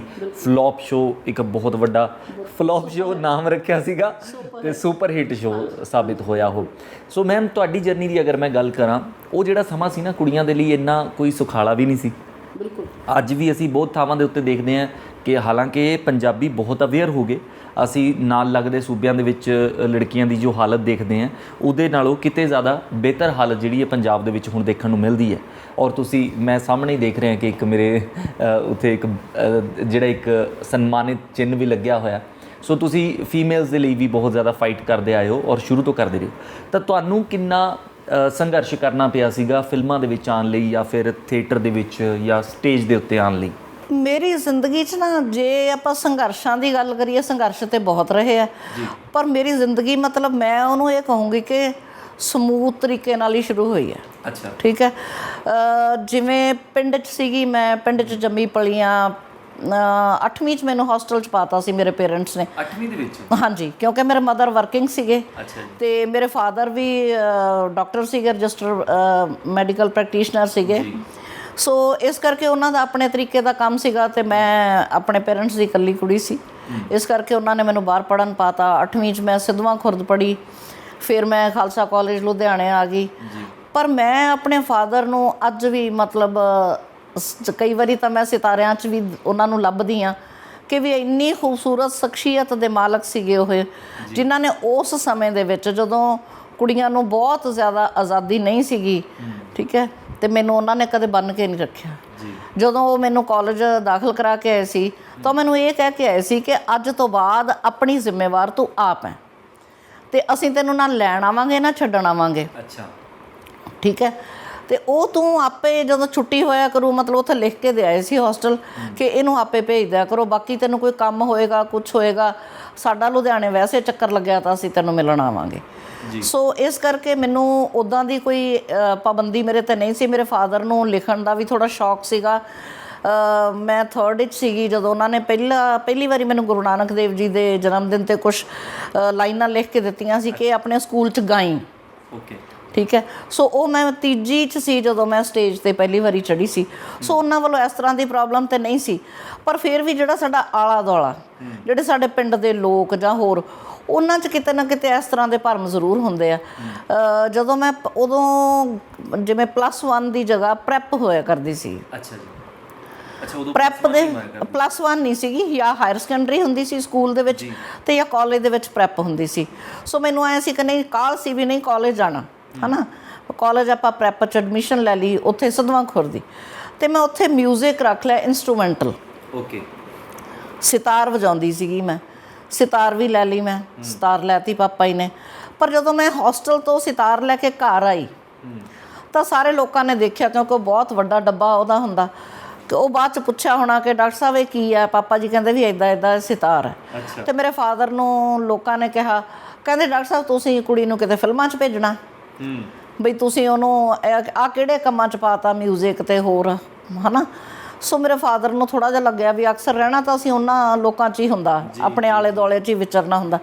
ਸੋ ਮੇਰੇ ਫਾਦਰ ਨੇ ਮੇਰੇ ਨਾਲ ਗੱਲ ਸਾਂਝੀ ਕੀਤੀ ਕਿ ਵੀ ਲੋਕ ਇਸ ਗੱਲ ਬਾਰੇ ਇਹ ਕਹਿ ਰਹੇ ਆ। ਸੋ ਮੈਂ, ਮੇਰੇ ਪਾਪਾ ਜੀ, ਕਿਉਂਕਿ ਮੈਨੂੰ ਆਪਣੇ ਫਾਦਰ ਨਾਲ ਬਹੁਤ ਜ਼ਿਆਦਾ ਲਗਾਵ ਸੀਗਾ, ਸੋ ਮੈਂ ਕਿਹਾ ਵੀ ਕੋਈ ਗੱਲ ਨਹੀਂ, ਆਪਾਂ ਇਹ ਛੱਡ ਸਕਦੇ ਹਾਂ, ਕੋਈ ਦਿੱਕਤ ਨਹੀਂ ਹੈ ਬਈ ਤੁਹਾਨੂੰ, ਮਤਲਬ ਤੁਸੀਂ ਕਿਸੇ ਟੈਨਸ਼ਨ 'ਚ ਨਹੀਂ ਹੋਣੇ ਚਾਹੀਦੇ, ਮੈਂ ਤਾਂ ਇਹ ਛੱਡ ਦੂੰਗੀ। ਸੋ ਮੈਂ ਉਦੋਂ 1 ਸਾਲ ਮਿਊਜ਼ਿਕ ਕਰਕੇ, ਇੰਸਟਰੂਮੈਂਟਲ ਮਿਊਜ਼ਿਕ ਕਰਕੇ, ਫਿਰ ਮੈਂ ਛੱਡਤਾ ਸੀਗਾ। ਸੋ ਉਦੋਂ ਪਰ ਕਿਸੇ ਜਿਹੜੇ ਬੰਦੇ ਨੇ ਇਹ ਕਿਹਾ ਸੀਗਾ, ਮੈਨੂੰ ਨਹੀਂ ਪਤਾ ਉਹ ਕੌਣ ਆ, ਕਿ ਡਾਕਟਰ ਸਾਹਿਬ ਤੁਸੀਂ ਕਿਹੜਾ ਕੁੜੀ ਫਿਲਮਾਂ 'ਚ ਭੇਜਣੀ ਆ। ਸੋ ਮੈਂ ਉਸ ਬੰਦੇ ਨੂੰ ਸਲਾਮ ਕਰਦੀ ਹਾਂ ਕਿ ਉਹਨਾਂ ਦੇ ਮੂੰਹ 'ਤੇ ਉਸ ਵੇਲੇ ਸਰਸਵਤੀ ਬੈਠੀ ਸੀ। ਸੋ ਮੈਂ ਕਿਉਂਕਿ ਮੇਰੇ ਮੁਕੱਦਰ 'ਚ ਜੋ ਸੀਗਾ ਉਹ ਮੈਂ ਹਾਸਲ ਕਰ ਲਿਆ। ਸੋ ਮੈਂ ਫਿਲਮਾਂ 'ਚ ਪਹੁੰਚ ਗਈ। ਕੀ ਬਾਤ ਹੈ। ਉਹ ਜਿਹੜੀ ਟਿੱਪਣੀ ਸੀਗੀ ਉਹ ਸਵਾਲ ਬਣ ਗਈ, ਅਤੇ ਉਸ ਸਵਾਲ ਦਾ ਜਵਾਬ ਹਾਂ ਦੇ ਵਿੱਚ ਨਿਕਲਿਆ, ਅਤੇ ਤੁਸੀਂ ਫਿਲਮਾਂ ਦੇ ਵਿੱਚ ਪਹੁੰਚ ਗਏ। ਬਹੁਤ ਵਧੀਆ। ਔਰ ਮੇਰੇ ਖਿਆਲ ਨਾਲ ਬੇਟੀਆਂ ਦਾ ਆਪਣੇ ਪਿਤਾ ਨਾਲ ਵੈਸੇ ਹੀ ਲਗਾਵ ਜ਼ਿਆਦਾ ਹੁੰਦਾ। ਸੋ ਕੁਛ ਇੱਕ ਯਾਦਾਂ ਜਿਹੜੀਆਂ ਤੁਸੀਂ ਅੱਜ ਵੀ ਕੁਛ ਯਾਦ ਕਰਦੇ ਹੋ ਕਿ ਉਹਨਾਂ ਦੀ ਕੋਈ ਇੰਸਪੀਰੇਸ਼ਨ ਖਾਸ ਜਿਹੜੀ ਤੁਹਾਨੂੰ ਸਦਾ ਹੀ, ਜਦੋਂ ਤੁਸੀਂ ਚੰਗੇ ਮਾੜੇ ਹਾਲਾਤ ਦੇਖੇ ਉਦੋਂ ਤੁਹਾਡੇ ਨਾਲ ਰਹੀ, ਜਾਂ ਉਦੋਂ ਤੁਹਾਨੂੰ ਅੱਗੇ ਵਧਾਉਂਦੀ ਰਹੀ? ਮੇਰੇ ਫਾਦਰ, ਪਤਾ ਨਹੀਂ ਹਰ ਇੱਕ ਨੂੰ ਲੱਗਦਾ ਹੁੰਦਾ ਕਿ ਮੇਰੇ ਮਾਂ-ਬਾਪ ਬਹੁਤ ਮਹਾਨ ਨੇ, ਅਤੇ ਮੇਰੇ ਵੀ ਸੀਗੇ, ਪਰ ਮੇਰੇ ਪਾਪਾ ਜੀ ਵਰਗਾ ਮੈਨੂੰ ਲੱਗਦਾ ਦੁਨੀਆ 'ਚ ਨਹੀਂ ਕੋਈ ਫਾਦਰ ਹੋ ਸਕਦਾ, ਉਹ ਵੀ ਇੱਕ ਕੁੜੀ ਦੇ ਮਾਮਲੇ 'ਚ, ਹੈ ਨਾ। ਮੈਨੂੰ ਜਿਹੜੀਆਂ ਚੀਜ਼ਾਂ ਸਿਖਾਈਆਂ ਗਈਆਂ, ਸ਼ਾਇਦ ਅੱਜ ਦੇ ਯੁੱਗ 'ਚ ਵੈਸੇ ਉਹ ਕੁਛ ਗਲਤ ਵੀ ਹੈ, ਕਿਉਂਕਿ ਅਸੀਂ ਜਿਵੇਂ ਕੁਛ ਸਫੈਦੇ ਲਾਏ ਸੀਗੇ, ਅਤੇ ਮੇਰੇ ਫਾਦਰ ਕਹਿੰਦੇ ਚੱਲ ਪੁੱਤ ਆ ਜਾ ਕੱਟੀਏ। ਅੱਛਾ, ਠੀਕ ਹੈ। ਅਸੀਂ ਉਹ ਆਰੇ ਨਾਲ ਪਿਓ ਧੀ ਨੇ ਆਪ ਕੱਟੇ ਸੀ। ਜਿਵੇਂ ਛੱਤ 'ਤੇ ਉਦੋਂ ਸੌਣ ਦਾ ਰਿਵਾਜ ਹੁੰਦਾ ਸੀਗਾ, ਛੱਤ 'ਤੇ ਮੰਜੇ ਚੜਾਉਣੇ, ਤਾਂ ਮੰਜੇ ਚੜਾਉਣੇ, ਬਿਸਤਰੇ ਚੜਾਉਣੇ, ਉਹ ਮੇਰੀ ਡਿਊਟੀ ਹੁੰਦੀ ਸੀਗੀ। ਮਤਲਬ ਮੈਨੂੰ ਉਹਨਾਂ ਨੇ, ਜਿਵੇਂ ਜੇ ਮੇਰੀ ਮਾਂ ਨੇ ਕਹਿਣਾ, ਇੱਥੋਂ ਮੈਂ ਜਿਵੇਂ ਹੋਸਟਲ ਤੋਂ ਪਿੰਡ ਗਈ ਹਾਂ, ਅਤੇ ਜੇ ਉਹਨਾਂ ਨੇ ਕਹਿ ਦੇਣਾ ਆ ਜਾ ਤੈਨੂੰ ਰੋਟੀ ਬਣਾਉਣੀ ਸਿਖਾਵਾਂ, ਤੈਨੂੰ ਸਾਗ ਬਣਾਉਣਾ ਸਿਖਾਵਾਂ, ਤਾਂ ਮੇਰੇ ਪਾਪਾ ਜੀ ਨੇ ਕਹਿਣਾ ਤੇਰੀਆਂ ਰੋਟੀਆਂ ਬਣਾਉਣ ਥੋੜ੍ਹੀ ਆਈ ਹੈ ਮੇਰੀ ਧੀ, ਉਹ ਤਾਂ ਛੁੱਟੀਆਂ ਕੱਟਣ ਆਈ ਹੈ। ਪਰ ਜਦੋਂ ਇਹੋ ਜਿਹੇ ਕੰਮ ਹੁੰਦੇ ਸੀ, ਮੁੰਡਿਆਂ ਵਾਲੇ ਭਾਰੇ ਕੰਮ ਜਿਹੜੇ, ਚੱਲ ਪੁੱਤ ਆਟਾ ਪਿਸਾ ਕੇ ਲਿਆਉਣਾ, ਚੱਲ ਰੱਖ ਸਾਈਕਲ 'ਤੇ, ਉਹਨਾਂ ਦਿਨਾਂ 'ਚ ਸਾਈਕਲ ਵੱਡੀ ਚੀਜ਼ ਸੀ, ਠੀਕ ਹੈ। ਸਾਰਿਆਂ ਕੋਲ ਸਾਈਕਲ ਵੀ ਨਹੀਂ ਸੀ ਹੁੰਦਾ। ਔਰ ਮੈਨੂੰ ਇਹ ਲੱਗਦਾ ਹੈ ਕਿ ਜਿਵੇਂ ਉਹਨਾਂ ਨੇ ਤੁਹਾਡੇ ਤੋਂ ਇੱਦਾਂ ਦੇ ਕੰਮ ਕਰਵਾਏ ਜਿਹੜੇ ਕਿ ਮਤਲਬ ਇੱਕ ਤਰ੍ਹਾਂ ਤੁਹਾਡੇ ਅੰਦਰ ਉਹ ਹੌਸਲਾ ਪੈਦਾ ਕੀਤਾ ਉਸ ਦੇ ਜ਼ਰੀਏ ਕਿ ਲਾਈਫ ਦੇ ਵਿੱਚ ਜਿਹੋ ਜਿਹੇ ਮਰਜ਼ੀ ਹਾਲਾਤ ਆ ਜਾਣ, ਵੀ ਮੇਰੀ ਬੇਟੀ ਜਿਹੜੀ ਹੈ ਉਹ ਦਲੇਰ ਹੋ ਕੇ ਅੱਗੇ ਲੜੇਗੀ, ਉਸ ਦੇ ਨਾਲ ਮੁਕਾਬਲਾ ਕਰੇਗੀ ਔਰ ਡੋਲੇਗੀ ਨਹੀਂ। ਔਰ ਉਹ ਸ਼ਾਇਦ ਤੁਸੀਂ ਕਰਕੇ ਵੀ ਦਿਖਾਇਆ। ਨਹੀਂ, ਉਹ ਮੈਨੂੰ ਕਹਿੰਦੇ ਹੁੰਦੇ ਸੀ, ਉਹਨਾਂ ਦਾ ਇੱਕ ਸੈਂਟੈਂਸ ਮੈਨੂੰ ਅੱਜ ਵੀ ਯਾਦ ਹੈ। ਸ਼ਾਇਦ ਮੈਨੂੰ ਕਈ ਵਾਰੀ ਐਂ ਲੱਗਦਾ ਹੁੰਦਾ ਕਿ ਉਹ ਕੋਈ ਰੱਬ ਰੂਪੀ ਇਨਸਾਨ ਸੀਗੇ, ਜਿਨ੍ਹਾਂ ਨੂੰ ਸ਼ਾਇਦ ਮੇਰਾ ਭਵਿੱਖ ਕਿਤੇ ਨਾ ਕਿਤੇ ਕੁਛ ਦਿਸਦਾ ਸੀ, ਅਤੇ ਉਹਨਾਂ ਨੇ ਮੈਨੂੰ ਇਹ ਕਿਹਾ ਸੀ ਕਿ ਪੁੱਤ ਜ਼ਿੰਦਗੀ 'ਚ ਕਿਹੋ ਜਿਹੇ ਵੀ ਹਾਲਾਤ ਹੋ ਜਾਣ, ਪਿੱਛੇ ਮੁੜ ਕੇ ਨਹੀਂ ਦੇਖਣਾ, ਅੱਗੇ ਚੱਲਣਾ, ਘਬਰਾਉਣਾ ਨਹੀਂ, ਮੁਕਾਬਲਾ ਕਰਨਾ ਹੈ। ਜੀ। ਔਰ ਉਸ ਤੋਂ ਬਾਅਦ ਮੈਂ ਹੁਣ ਮੈਮ ਦੇ ਬਾਰੇ ਤੁਹਾਨੂੰ ਇਹ ਵੀ ਦੱਸਦਾ ਕਿ ਇਹ ਜਿਹੜੀ ਗੱਲ ਹੈਗੀ ਹੈ ਨਾ ਕਿ ਜੋ ਇੱਕ ਕੈਰੈਕਟਰ ਤੁਸੀਂ ਇਹਨਾਂ ਦੇ ਫਿਲਮਾਂ ਦੇ ਵਿੱਚ ਦੇਖੇ ਜਾਂ ਸੀਰੀਅਲਸ ਦੇ ਵਿੱਚ ਦੇਖੇ, ਉਹ ਕੈਰੈਕਟਰਸ ਦੇ ਵਿੱਚ ਜਿਸ ਤਰੀਕੇ ਦੇ ਨਾਲ ਜਿਹੜਾ ਉਹ ਸ਼ੇਡ, ਉਹ ਵੈਲਨ ਵਾਲਾ ਸ਼ੇਡ ਜਿਹੜਾ ਦੇਖਦੇ ਆਏ, ਉਹ ਕਿਤੇ ਨਾ ਕਿਤੇ ਅਸਲ ਜ਼ਿੰਦਗੀ ਦੇ ਵਿੱਚ ਵੀ ਜਿਹੜੀ ਮਾੜੇ ਹਾਲਾਤ ਹੁੰਦੇ ਨੇ ਉਹਨਾਂ ਦੇ ਨਾਲ ਮੁਕਾਬਲਾ ਕਰਨ ਦੇ ਵਿੱਚ ਵੀ ਨਜ਼ਰ ਆਇਆ। ਸੋ ਮੈਂ ਗੱਲ ਕਰਨਾ ਚਾਹਾਂਗਾ, ਥੋੜ੍ਹੀ ਜਿਹੀ ਗੱਲ ਕਰਾਂਗਾ ਮੈਮ, ਕਿਉਂਕਿ ਮੈਂ ਇਸ ਨੂੰ ਇਹ ਨਹੀਂ ਚਾਹੁੰਦਾ ਕਿ ਮੈਂ ਸਿਰਫ ਲਾਈਫ ਦੀ ਤੁਹਾਡੀ ਸੈਡ ਪਾਰਟਸ ਨੂੰ ਟੱਚ ਕਰਾਂ। ਸੋ ਸੰਧੂ ਸਾਹਿਬ ਫਿਰ ਉਸ ਤੋਂ ਬਾਅਦ ਜਦੋਂ ਫਾਦਰ ਸਾਹਿਬ ਤੋਂ ਬਾਅਦ ਕਹਿੰਦੇ ਇੱਕ ਹਸਬੈਂਡ ਹੁੰਦਾ ਜੋ ਲਾਈਫ ਦੇ ਵਿੱਚ ਉੱਦਾਂ ਦੀ ਸਪੋਰਟ ਬਣ ਕੇ ਖੜਦਾ, ਔਰ ਕਿਤੇ ਨਾ ਕਿਤੇ ਇੱਕ ਔਰਤ ਆਪਣੇ ਹਸਬੈਂਡ ਦੇ ਵਿੱਚ ਉਹੀ ਲੱਭਣ ਦੀ ਕੋਸ਼ਿਸ਼ ਕਰਦੀ ਰਹਿੰਦੀ ਹੈ ਕਿ ਜੋ ਇੱਕ ਆਪਣੇ ਫਾਦਰ ਦੇ ਵਿੱਚ ਚੀਜ਼ ਦੇਖੀ ਹੁੰਦੀ ਹੈ। ਸੋ ਸੰਧੂ ਸਾਹਿਬ ਦਾ ਸਾਥ ਤੁਹਾਡੇ ਨਾਲ ਬਹੁਤ ਵਧੀਆ ਰਿਹਾ, ਪਰ ਉਸ ਤੋਂ ਬਾਅਦ ਜਿਹੜਾ ਲਾਈਫ ਨੇ ਟਰਨ ਲਿਆ ਔਰ ਮੁਸ਼ਕਲਾਂ ਤੁਸੀਂ ਫੇਸ ਵੀ ਕੀਤੀਆਂ। ਸੋ ਉਸ ਜਰਨੀ ਦੀ ਕੀ ਲਰਨਿੰਗ ਹੈਗੀ ਹੈ ਜਾਂ ਕੀ ਮਹਿਸੂਸ ਕੀਤਾ ਤੁਸੀਂ ਉਸ ਤੋਂ? ਨਹੀਂ, ਐਕਚੁਅਲੀ ਜਿਵੇਂ 1986 ਵਿੱਚ ਮੇਰਾ ਵਿਆਹ ਹੋਇਆ ਸੀ, ਹੈ ਨਾ, ਅਤੇ 2 ਸਾਲ ਬਾਅਦ ਮੇਰੇ ਹਸਬੈਂਡ ਨੂੰ ਹਾਰਟ ਪ੍ਰੋਬਲਮ ਹੋ ਗਈ ਸੀ। 1.5 ਸਾਲ ਬਾਅਦ ਹਾਈਪਰਟੈਂਸ਼ਨ ਡਿਟੈਕਟ ਹੋਈ ਸੀ, 2 ਸਾਲ ਬਾਅਦ ਹਾਰਟ ਅਟੈਕ ਹੋ ਗਿਆ ਸੀ। ਸੋ ਉਸ ਤੋਂ ਬਾਅਦ ਫਿਰ ਮੈਂ ਇਹ ਕਹਿ ਸਕਦੀ ਹਾਂ ਕਿ ਜਿਵੇਂ ਕਹਿੰਦੇ ਹੁੰਦੇ ਆ ਨਾ, ਜ਼ਿੰਦਗੀ ਚੱਲ ਸੋ ਚੱਲ ਹੀ ਰਹੀ ਹੈ। ਮੈਂ ਗਿਣ ਰਹੀ ਸੀ ਉਹਨਾਂ ਦੀ ਡੈਥ ਤੋਂ ਬਾਅਦ ਕਿ ਸਾਲ 'ਚੋਂ 2 ਵਾਰੀ ਤਾਂ ਹੌਸਪੀਟਲਾਈਜ਼ ਹੋ ਜਾਂਦੇ ਸੀ, ਅਤੇ 28 ਸਾਲ ਉਹ ਆਪਣੀ ਬਿਮਾਰੀ ਨਾਲ ਰਹੇ ਆ। ਠੀਕ ਹੈ, ਅਤੇ ਤੁਸੀਂ ਲਾ ਲਓ ਵੀ 50-55 ਦੇ ਦਰਮਿਆਨ ਉਹ ਇੰਨੇ ਕੁ ਵਾਰੀ ਉਹ ਹਸਪਤਾਲ ਗਏ ਹੋਣਗੇ, ਅਤੇ ਇੰਨੇ ਕੁ ਵਾਰੀ ਮੈਂ ਹਰ ਵਾਰੀ 5-6 ਰਾਤਾਂ ਹਸਪਤਾਲ 'ਚ ਕਦੇ ਭੁੰਜੇ ਪੈ ਕੇ ਵੀ ਕੱਟੀਆਂ ਨੇ ਅਤੇ ਕਦੇ ਵੱਡੇ ਹਸਪਤਾਲਾਂ 'ਚ ਵੀ ਕੱਟੀਆਂ ਨੇ। ਜਿਵੇਂ ਜਿਵੇਂ ਦਾ ਸਮਾਂ ਆਉਂਦਾ ਗਿਆ, ਜਿਵੇਂ ਜਿਵੇਂ ਦੀ ਸਾਡੀ ਉਹਨਾਂ ਦੀ ਬਿਮਾਰੀ ਵੱਧਦੀ ਗਈ, ਲੋੜ ਉਹਨਾਂ ਨੂੰ ਅੱਗੇ ਤੋਂ ਅੱਗੇ ਦਿਖਾਉਣ ਦੀ ਵੱਧਦੀ ਗਈ, ਉਹਦੇ ਮੁਤਾਬਕ ਅਸੀਂ ਚੱਲਦੇ ਰਹੇ। ਅਤੇ ਪਰ ਮੈਂ ਕਦੇ ਘਬਰਾਈ ਨਹੀਂ ਸੀ। ਇੱਕ ਵਾਰੀ ਇਹੋ ਜਿਹੀ ਵੀ ਸਥਿਤੀ ਆਈ, ਮੇਰੇ ਹਸਬੈਂਡ ਮੈਨੂੰ ਕਹਿੰਦੇ ਬਈ ਪੰਮੀ ਅੱਜ ਆਪਾਂ ਘਰੋਂ ਚੱਲੇ ਹਾਂ, ਪਰ ਮੈਂ ਜ਼ਿੰਦਾ ਵਾਪਸ ਨਹੀਂ ਆਉਂਦਾ, ਮੈਨੂੰ ਲੱਗਦਾ ਨਹੀਂ ਮੈਂ ਘਰ ਮੁੜੂੰਗਾ। ਅਤੇ ਮੈਂ ਨਾ ਲੌਕ ਉਹਨਾਂ ਨੂੰ ਫੜਾਇਆ, ਮੈਂ ਕਿਹਾ ਲੌਕ ਤੁਸੀਂ ਲਾਓ, ਇਹ ਆ ਕੇ ਤੁਸੀਂ ਖੋਲੋਗੇ। ਠੀਕ ਹੈ, ਨਾ ਮੈਂ ਕਦੇ ਐਂ ਰੋਈ ਧੋਈ ਸੀਗੀ ਵੀ ਜਿਵੇਂ ਮਤਲਬ ਮੈਂ ਇਹ ਤਾਂ ਨਹੀਂ ਕਹਿੰਦੀ ਸਾਰੀਆਂ ਲੇਡੀਜ਼, ਪਰ ਲੇਡੀਜ਼ ਦਾ ਅਮੂਮਨ ਦਿਲ ਹਲਕਾ ਹੁੰਦਾ। ਉਸ ਵੇਲੇ ਮੈਂ ਕਦੇ ਨਹੀਂ ਰੋਂਦੀ ਸੀ, ਆਪਣਾ ਇਕੱਲਿਆਂ ਕਿਤੇ ਬੰਦਾ ਰੋ ਲਿਆ ਤੇ ਰੋ ਲਿਆ, ਪਰ ਉਸ ਵੇਲੇ ਨਹੀਂ ਮੈਂ ਰੋਂਦੀ ਸੀ। ਮੈਨੂੰ ਐਂ ਹੁੰਦਾ ਸੀ ਮੈਂ ਰੋਂਗੀ ਤੇ ਢੇਰੀ ਢਾਹ ਜਾਣਗੇ। ਐਂਡ 'ਚ ਵੀ ਮਤਲਬ ਤੁਸੀਂ ਹੌਸਪੀਟਲ ਦੇ ਵਿੱਚ ਜਦੋਂ ਉਹ ICU ਦੇ ਵਿੱਚ ਸੀਗੇ, ਤਾਂ ਉੱਥੇ ਇੱਕ ਡਾਕਟਰ ਨੇ ਮੈਨੂੰ ਕਿਹਾ ਸੀ ਬੁਲਾ ਕੇ, ਕਹਿੰਦੇ ਮੈਮ ਬਈ ਮੈਂ ਤੁਹਾਡੇ ਨਾਲ ਗੱਲ ਕਰਨੀ ਹੈ। ਮੈਂ ਕਿਹਾ ਹਾਂਜੀ ਦੱਸੋ, ਮੈਂ ਤਾਂ ਤੁਹਾਨੂੰ ਡੇਲੀ ਮਿਲ ਕੇ ਜਾਂਦੀ ਹਾਂ। ਕਹਿੰਦਾ ਮੈਮ ਸਾਡਾ ਸਾਰਾ ਸਟਾਫ ਤੁਹਾਡਾ ਫੈਨ ਹੈ। ਮੈਂ ਆਖਿਆ ਵੀ ਮੇਰੀ ਫਿਲਮ ਲਾਈਨ ਬਾਰੇ ਜਾਂ ਹੋਰ ਚੀਜ਼ਾਂ ਬਾਰੇ ਤਾਂ ਇਹ ਕੋਈ ਜਾਣਦੇ ਨਹੀਂ, ਅਤੇ ਮੇਰੇ ਫੈਨ ਕਾਹਦੇ ਵਾਸਤੇ ਆ? ਮੈਂ ਕਿਹਾ ਦੱਸੋ ਜੀ ਕਾਹਦੇ ਲਈ ਮੇਰੇ ਫੈਨ ਨੇ? ਕਹਿੰਦੇ ਵੀ ਅਸੀਂ ਇੱਕੋ ਹੀ ਅੱਜ ਤੱਕ ਪੇਸ਼ੈਂਟ ਦਾ ਅਟੈਂਡੈਂਟ ਦੇਖਿਆ ਜਿਹੜਾ ਕਦੇ ਆ ਕੇ ਰੋਇਆ ਨਾ ਹੋਵੇ। ਠੀਕ ਹੈ, ਮੈਂ ਉਹਨਾਂ ਦੀ ਬਾਂਹ ਫੜਨੀ, ਉਹਨਾਂ ਦੀ ਬਾਂਹ ਨੂੰ ਐਵੇਂ ਕਰਨਾ, ਮੈਂ ਉਹਨਾਂ ਨੂੰ ਅੰਦਰ ਤੱਕ ਹਲੂਣਨਾ ਕਿ ਪ੍ਰੀਤ ਤੁਸੀਂ ਆਪਣੀ ਬਿਮਾਰੀ 'ਚੋਂ ਬਾਹਰ ਨਿਕਲਣਾ, ਆਪਾਂ ਜ਼ਿੰਦਾ ਘਰ ਜਾਣਾ, ਆਪਾਂ ਵਾਪਸ ਜਾਣਾ।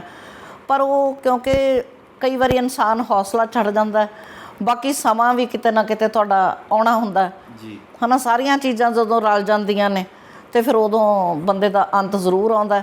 ਪਰ ਉਸ ਅੰਤ ਵੇਲੇ ਵੀ ਜਦੋਂ ਮੈਨੂੰ ਡਾਕਟਰਾਂ ਨੇ ਇਹ ਕਹਿਤਾ ਸੀ ਕਿ ਇੱਥੇ ਤੁਹਾਡਾ ਲੱਖ ਰੁਪਇਆ ਹਰ ਰੋਜ਼ ਦਾ ਖਰਚਾ ਹੈ, ਅਤੇ ਅਸੀਂ ਤੁਹਾਡੇ ਘਰ ICU ਬਣਾ ਦਿੰਦੇ ਹਾਂ, ਲੱਖ ਰੁਪਏ ਮਹੀਨੇ ਦਾ ਖਰਚਾ ਆਊਗਾ, ਨਰਸ 24 ਘੰਟੇ ਰਹੇਗੀ, ਡਾਕਟਰ ਡੇਲੀ ਵਿਜ਼ਿਟ ਹੋਏਗੀ। ਸੋ ਉਸ ਵੇਲੇ ਫਿਰ ਮੈਂ ਜਾ ਕੇ ਉਹਨਾਂ ਦੇ ਪੈਰਾਂ 'ਚ ਖੜ੍ਹੇ ਹੋ ਕੇ ਅਰਦਾਸ ਕਰੀ ਸੀ ਕਿ ਪਰਮਾਤਮਾ ਵੀ ਜਾਂ ਤਾਂ ਹੁਣ ਤੁਸੀਂ ਇਹਨਾਂ ਨੂੰ ਆਪਣੇ ਚਰਨਾਂ 'ਚ ਜਗ੍ਹਾ ਦਿਓ, ਅਤੇ ਜਾਂ ਫਿਰ ਇਹਨਾਂ ਨੂੰ ਇੰਨਾ ਕੁ ਕਰ ਦਿਓ ਕਿ ਇਹਨਾਂ ਨੂੰ ਪਤਾ ਹੋਵੇ ਮੇਰੀ ਵਾਈਫ ਹੈ, ਮੇਰਾ ਬੇਟਾ ਹੈ, ਮੇਰੇ ਰਿਸ਼ਤੇਦਾਰ ਨੇ, ਮੇਰੇ ਦੋਸਤ ਨੇ, ਜਾਂ ਇਸ ਤਰ੍ਹਾਂ ਕਰ ਦਿਓ। ਅਤੇ ਸ਼ਾਇਦ ਉਹ ਅਰਦਾਸ ਮੇਰੀ ਬੜੀ ਛੇਤੀ ਸੁਣੀ ਗਈ, ਅਤੇ ਅਗਲੀ ਸਵੇਰ ਉਹ ਚਲੇ ਗਏ। ਜਦੋਂ ਉਹ ਗਏ ਤਾਂ ਮੈਂ ਪਰਮਾਤਮਾ ਦਾ ਸ਼ੁਕਰਾਨਾ ਕੀਤਾ ਸੀ ਕਿ ਪਰਮਾਤਮਾ ਸ਼ੁਕਰ ਹੈ ਤੁਸੀਂ ਉਹਨਾਂ ਨੂੰ ਜਿਹੜੀ ਆਉਣ ਵਾਲੀ ਜ਼ਿੰਦਗੀ ਦੇ ਜਿਹੜੇ ਦੁੱਖ ਸੀਗੇ ਉਹਨਾਂ ਨੂੰ ਨਿਜਾਤ ਦੇ ਦਿੱਤੀ। ਮੈਂ ਵੀ ਇਹੀ ਕਹਿਣ ਲੱਗਿਆ ਸੀ ਮੈਮ ਕਿ ਜਿੱਥੇ ਦੁੱਖ ਤੁਸੀਂ ਸਹਿ ਰਹੇ ਸੀਗੇ ਉੱਥੇ ਹੀ ਸੰਧੂ ਸਾਹਿਬ ਵੀ ਸਹਿ ਰਹੇ ਸੀ। ਸੋ ਇੱਕ ਅਸੀਂ ਸਹਿਰੇ ਹੁੰਦੇ ਕਿਸੇ ਅਲੱਗ ਤਰੀਕੇ ਨਾਲ, ਪਰ ਸ਼ਾਇਦ ਉਹਨਾਂ ਦਾ ਦੁੱਖ ਅਸੀਂ ਬਿਆਨ ਵੀ ਨਹੀਂ ਕਰ ਸਕਦੇ, ਹੈ ਨਾ। ਉਹ ਸਾਨੂੰ ਮਹਿਸੂਸ ਵੀ ਨਹੀਂ ਹੁੰਦਾ, ਉਹ ਕਿਤੇ ਜ਼ਿਆਦਾ ਹੋ ਸਕਦਾ ਜੀ, ਉਹ ਆਪਣੇ ਜਿਸਮ 'ਤੇ ਹੰਢਾ ਰਹੇ ਸੀਗੇ। ਸੋ ਉਹ ਵੱਡੀ ਗੱਲ ਸੀਗੀ। ਬਟ ਚਲੋ ਅਸੀਂ ਅਰਦਾਸ ਕਰਦੇ ਹਾਂ ਕਿ ਪਰਮਾਤਮਾ ਉਹਨਾਂ ਨੂੰ ਆਪਣੇ ਚਰਨਾਂ ਦੇ ਵਿੱਚ ਹਮੇਸ਼ਾ ਜਿਹੜਾ ਸੁੱਖ ਦਿੰਦੇ ਰਹਿਣ ਅਤੇ ਉਹਨਾਂ ਦੇ ਨਾਲ ਉਹਨਾਂ ਦੀ ਬਲੈਸਿੰਗ ਬਣੀ ਰਹੇ। ਸੋ ਮੈਮ ਦੀ ਅਗਰ ਮੈਂ ਗੱਲ ਕਰਾਂ, ਸੋ ਮੈਂ ਇਹੀ ਗੱਲ ਦਰਸ਼ਕਾਂ ਨੂੰ ਪਹਿਲਾਂ ਦੱਸ ਰਿਹਾ ਸੀ ਕਿ ਇੱਕ ਇੰਸਪੀਰੇਸ਼ਨਲ ਸਟੋਰੀ ਵੀ ਇਹ ਕੋਈ ਸਿਰਫ ਐਂਟਰਟੇਨਮੈਂਟ ਇੰਟਰਵਿਊ ਸ਼ੋਅ ਨਹੀਂ ਹੈਗਾ। ਇਸ ਟਾਈਮ ਤੁਸੀਂ ਮੈਮ ਦੀ ਜ਼ਿੰਦਗੀ ਤੋਂ ਇੰਸਪਾਇਰ ਹੋ ਸਕਦੇ ਹੋ। ਔਰ ਮੈਮ ਇਹ ਗੱਲ ਬਿਲਕੁਲ ਸਹੀ ਹੈ ਕਿ ਚਾਹੇ ਕੋਈ ਆਦਮੀ ਹੋਵੇ ਚਾਹੇ ਔਰਤ ਹੋਵੇ, ਲਾਈਫ ਦੇ ਵਿੱਚ ਇੱਦਾਂ ਦੇ ਸਰਕਮਸਟਾਂਸਿਸ ਆ ਜਾਂਦੇ ਆ ਜਿਸ ਟਾਈਮ ਤੁਹਾਡਾ ਵੱਸ ਚੱਲਣਾ ਬੰਦ ਹੋ ਜਾਂਦਾ। ਸੋ ਉਸ ਟਾਈਮ ਦੇ ਵਿੱਚ ਜਿਵੇਂ ਤੁਹਾਡੀ ਇੱਕ ਸਟੋਰੀ ਹੈ, ਇੱਦਾਂ ਦੀਆਂ ਸਟੋਰੀਜ਼ ਨਾ ਬਹੁਤ ਮੋਟੀਵੇਟ ਕਰਦੀਆਂ ਨੇ ਔਰ ਹਿੰਮਤ ਦਿੰਦੀਆਂ ਨੇ ਕਿ ਅਗਰ ਉਹ ਉਹਨਾਂ ਹਾਲਾਤਾਂ 'ਚੋਂ ਲੰਘ ਸਕਦੇ ਆ ਤਾਂ ਅਸੀਂ ਕਿਉਂ ਨਹੀਂ ਲੰਘ ਸਕਦੇ। ਔਰ ਤੁਹਾਡੇ ਲਈ ਸੀਰੀਅਸਲੀ ਮੈਮ ਹੈਟਸ ਆਫ ਹੈ ਔਰ ਕਲੈਪਸ ਤੁਹਾਡੇ ਲਈ। ਤੇ ਇੱਕ ਜਿਹੜਾ ਤੁਹਾਡਾ ਸ਼ੂਟਿੰਗ ਦਾ ਜਿਹੜਾ ਇੰਟਰਸਟ ਸੀਗਾ ਉਸ ਦੇ ਬਾਰੇ ਵੀ ਮੈਂ ਗੱਲ ਕਰਨਾ ਚਾਹਾਂਗਾ। ਸੋ ਤੁਸੀਂ ਅਸੀਂ ਆਫ ਕੈਮਰਾ ਗੱਲ ਕਰ ਰਹੇ ਸੀ ਤਾਂ ਮੈਮ ਕਹਿ ਰਹੇ ਸੀ ਕਿ ਸਿਰਫ ਸਪੋਰਟਸ ਦੇ ਵਿੱਚ ਤੁਸੀਂ ਆਈ ਥਿੰਕ ਨਹੀਂ ਗਏ ਤੇ ਉਸ ਤੋਂ ਇਲਾਵਾ ਕੋਈ ਹੋਰ ਚੀਜ਼ ਛੱਡੀ ਨਹੀਂ। ਸੋ ਇੰਨੀਆਂ ਚੀਜ਼ਾਂ ਹੋਣ ਦੇ ਬਾਵਜੂਦ, ਇੰਨਾ ਲਾਈਕ ਬਿਜ਼ੀ ਹੋਣ ਦੇ ਬਾਵਜੂਦ ਕਿਵੇਂ ਤੁਸੀਂ ਟਾਈਮ ਕੱਢਦੇ ਹੁੰਦੇ ਸੀ ਕਿ ਨਵੀਆਂ ਚੀਜ਼ਾਂ ਸਿੱਖਣੀਆਂ? ਔਰ ਸ਼ੂਟਿੰਗ ਬਾਰੇ ਦੱਸੋ, ਕਿਵੇਂ ਸਿੱਖੀ ਤੁਸੀਂ? ਰਾਈਫਲ ਸ਼ੂਟਿੰਗ ਐਕਚੁਅਲੀ ਉਹ ਮੈਂ ਸਿੱਖੀ ਕਾਲਜ ਦੇ ਵਿੱਚ। ਅੱਛਾ, ਮੈਂ ਐਨਸੀਸੀ ਦੀ ਕੈਡਟ ਸੀਗੀ, ਸੀਨੀਅਰ ਅੰਡਰ ਆਫਿਸਰ ਸੀ ਮੈਂ। ਸੋ ਉਸ ਵੇਲੇ ਮਤਲਬ ਮੈਂ ਰਾਈਫਲ ਸ਼ੂਟਿੰਗ ਸਿੱਖੀ ਸੀ ਤੇ ਗੋਲੀ 'ਚੋਂ ਗੋਲੀ ਕੱਢ ਦਿੰਦੀ ਸੀ। ਗੋਲੀ ਹਾਂਜੀ, ਗੋਲੀ 'ਚੋਂ ਗੋਲੀ 5 ਗੋਲੀਆਂ ਦਾ ਹੁੰਦਾ ਸੀ ਤੇ ਉਹ ਬੁਲਜ਼ਆਈ 'ਚ ਮਾਰਨੀ ਹੁੰਦੀ ਸੀ। ਤਾਂ ਮਤਲਬ ਉਹ ਫਿਰ ਉਹਦੇ ਨਾਲ ਨਾਪਦੇ ਹੁੰਦੇ ਸੀ। ਹੁਣ ਮੈਨੂੰ ਡਿਸਟੈਂਸ ਤਾਂ ਨਹੀਂ ਯਾਦ, ਮਤਲਬ ਇੰਨੇ ਕੁ ਦੇ ਵਿੱਚੋਂ ਮੈਂ 5 ਗੋਲੀਆਂ ਕੱਢ ਦਿੰਦੀ ਸੀ। ਠੀਕ ਹੈ। ਸੋ ਬਹੁਤ ਮੈਨੂੰ ਸ਼ੌਕ, ਮਤਲਬ ਜਿਸ ਏਮ ਦੇ ਉੱਤੇ ਤੁਸੀਂ ਇੱਕ ਅਟੈਕ ਕੀਤਾ ਉੱਥੋਂ ਹੀ ਤੁਸੀਂ 5 ਗੋਲੀਆਂ। ਬਿਲਕੁਲ ਜਿੰਨਾ ਕਹਾ ਗੋਲਾ ਹੈਗਾ, ਗੋਲਾ ਵੱਡਾ ਹੈ, ਮਤਲਬ ਇਹ ਗੋਲਾ ਵੱਡਾ ਹੈ, ਇਦੋਂ ਅੱਧੇ 'ਚੋਂ ਮੈਂ 5 ਗੋਲੀਆਂ ਕੱਢ ਦਿੰਦੀ ਸੀ। ਠੀਕ ਹੈ। ਸੋ ਤੁਹਾਡਾ ਮਤਲਬ ਲਾਈਕ ਨਿਸ਼ਾਨਾ ਸੀਗਾ। ਸੋ ਇਸ ਕਰਕੇ ਜਿਹੜੇ ਕੋਈ ਕੁਝ ਕਹਿਣ ਬਚ ਕੇ ਰਹੋ, ਮੈਮ ਤੋਂ ਨਿਸ਼ਾਨਾ ਬੜਾ ਪੱਕਾ ਹੈ। ਨਾ ਬਿਲਕੁਲ ਨਹੀਂ, ਦੇਖੋ ਏਮ ਕੋਈ ਵੀ ਹੋਵੇ ਜੀ, ਉਹ ਚਾਹੇ ਨਿਸ਼ਾਨਾ ਰਾਈਫਲ ਦਾ ਤੇ ਚਾਹੇ ਉਹ ਨਿਸ਼ਾਨਾ ਤੁਹਾਡੀ ਜ਼ਿੰਦਗੀ ਦਾ, ਉਹਦੇ ਤੇ ਜਦੋਂ ਤੱਕ ਅਸੀਂ ਫੋਕਸ ਨਹੀਂ ਕਰਦੇ ਅਸੀਂ ਕੋਈ ਵੀ ਚੀਜ਼ ਹਾਸਲ ਨਹੀਂ ਕਰ ਸਕਦੇ। ਸੋ ਨਿਸ਼ਾਨੇ ਪੱਕੇ ਹੋਣੇ ਬਹੁਤ ਜ਼ਰੂਰੀ ਹੈ। ਬਾਕੀ ਮੈਂ ਸਟੇਜ ਕੀਤੀ, ਮੈਂ ਥੋੜ੍ਹਾ ਬਹੁਤਾ ਮਤਲਬ ਉਹਨਾਂ ਦਿਨਾਂ 'ਚ ਗਰੁੱਪ ਸੌਂਗਸ ਵਿੱਚ ਗਾਇਆ ਵੀ, ਡੈਕਲੇਮੇਸ਼ਨ ਕੀਤੇ, ਡੈਕਲੇਮੇਸ਼ਨ 'ਚ ਪਾਰਟੀਸਪੇਟ ਕੀਤਾ, ਡਿਬੇਟਸ ਵਿੱਚ ਪਾਰਟੀਸਪੇਟ ਕੀਤਾ। ਸਪੋਰਟਸ ਵਿੱਚ ਸਿਰਫ ਮੈਂ ਇਸ ਕਰਕੇ ਨਹੀਂ ਸੀ ਜਾਂਦੀ ਕਿ ਵੀ ਸਵੇਰੇ ਬਹੁਤ ਜਲਦੀ ਉੱਠਣਾ ਪੈਂਦਾ ਸੀ। ਰਿਸ਼ੀ ਮੈਮ ਜਿਹੜੇ ਪੰਜਾਬੀ ਫਿਲਮਾਂ ਦਾ ਥੰਮ ਨੇ ਹੈ ਨਾ, ਉਹ ਮੇਰੇ ਟੀਚਰ ਸੀਗੇ ਸਪੋਰਟਸ ਦੇ।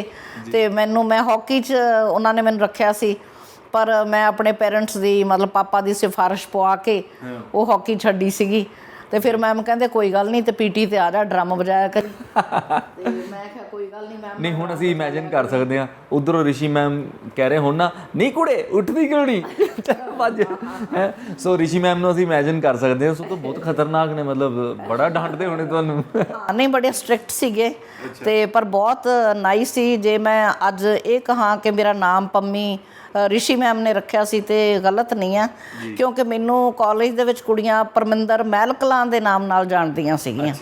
ਮਤਲਬ ਮੇਰੇ ਪਿੰਡ ਦਾ ਨਾਮ ਪਿੱਛੇ ਲਾਉਂਦੇ ਸੀ ਤੇ ਮੇਰਾ ਪੂਰਾ ਨਾਮ ਲੈਂਦੀਆਂ ਸੀ, ਪਰ ਮੈਮ ਨੇ, ਰਿਸ਼ੀ ਮੈਮ ਨੇ ਮੇਰਾ ਨਾਮ ਰੱਖਿਆ ਸੀ ਪੰਮੀ। ਕਹਿੰਦੇ ਬਹੁਤ ਵੱਡਾ ਤੇਰਾ ਨਾਮ। ਤੇ ਉਹ ਫਿਰ ਪੰਮੀ ਤੋਂ ਮਤਲਬ ਪੰਮੀ ਸਿੱਧੂ ਤੋਂ ਫਿਰ ਜਦੋਂ ਸਹੁਰਿਆਂ ਦਾ ਗੋਤ ਰਲ ਗਿਆ, ਹੁਣ ਉਹ ਪੰਮੀ ਸਿੱਧੂ ਸੰਧੂ ਹੋ ਗਿਆ ਹੋਇਆ।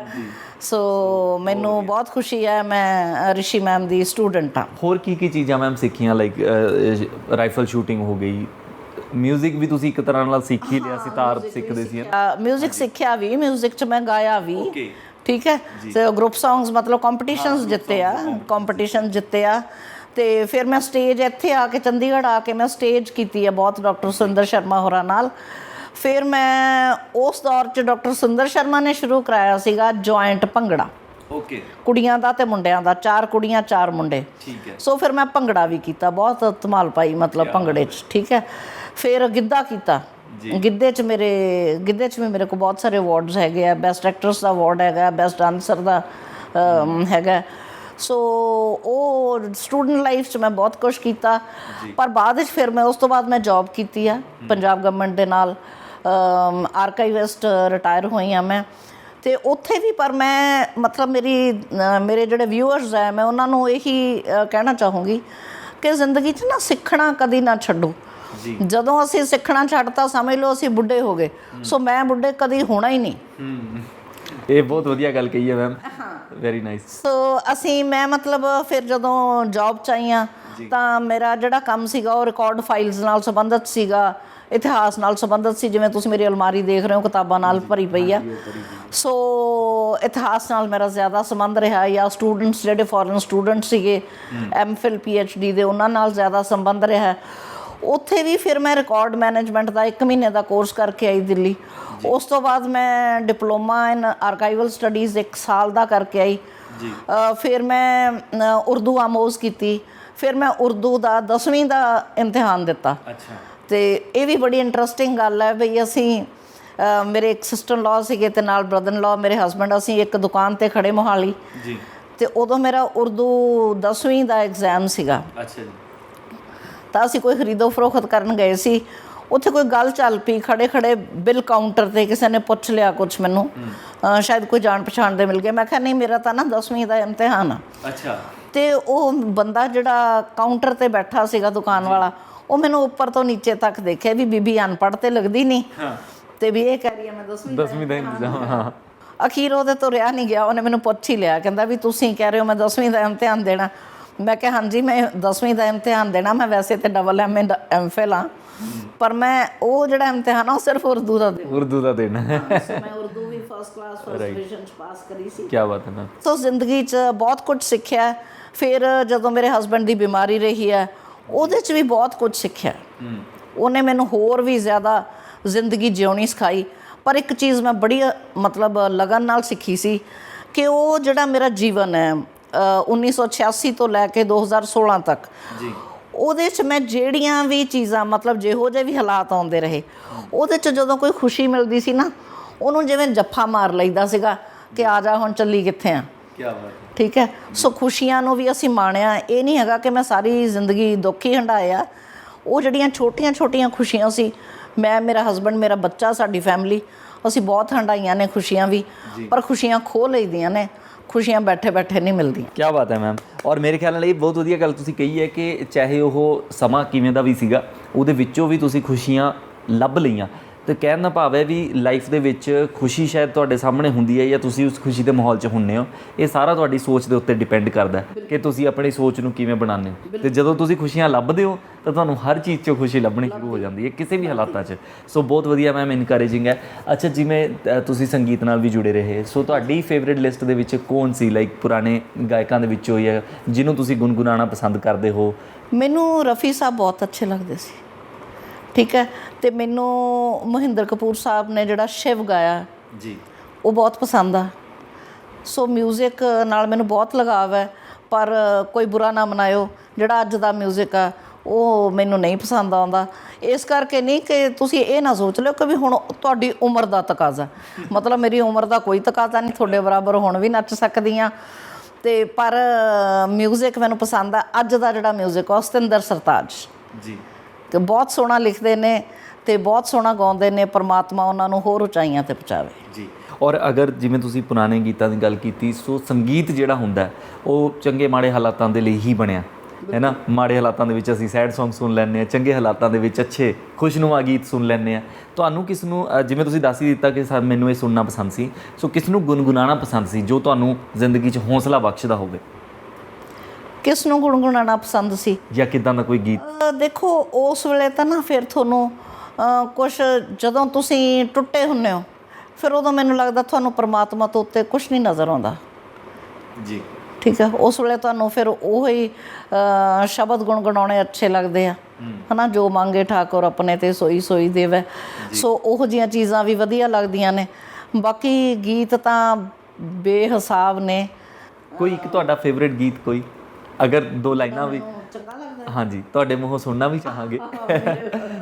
ਨਹੀਂ, ਇੰਨਾ ਹੁਣ ਤੇ ਗਲਾ ਹੀ ਨਹੀਂ ਇੰਨੀ ਇਜਾਜ਼ਤ ਦਿੰਦਾ।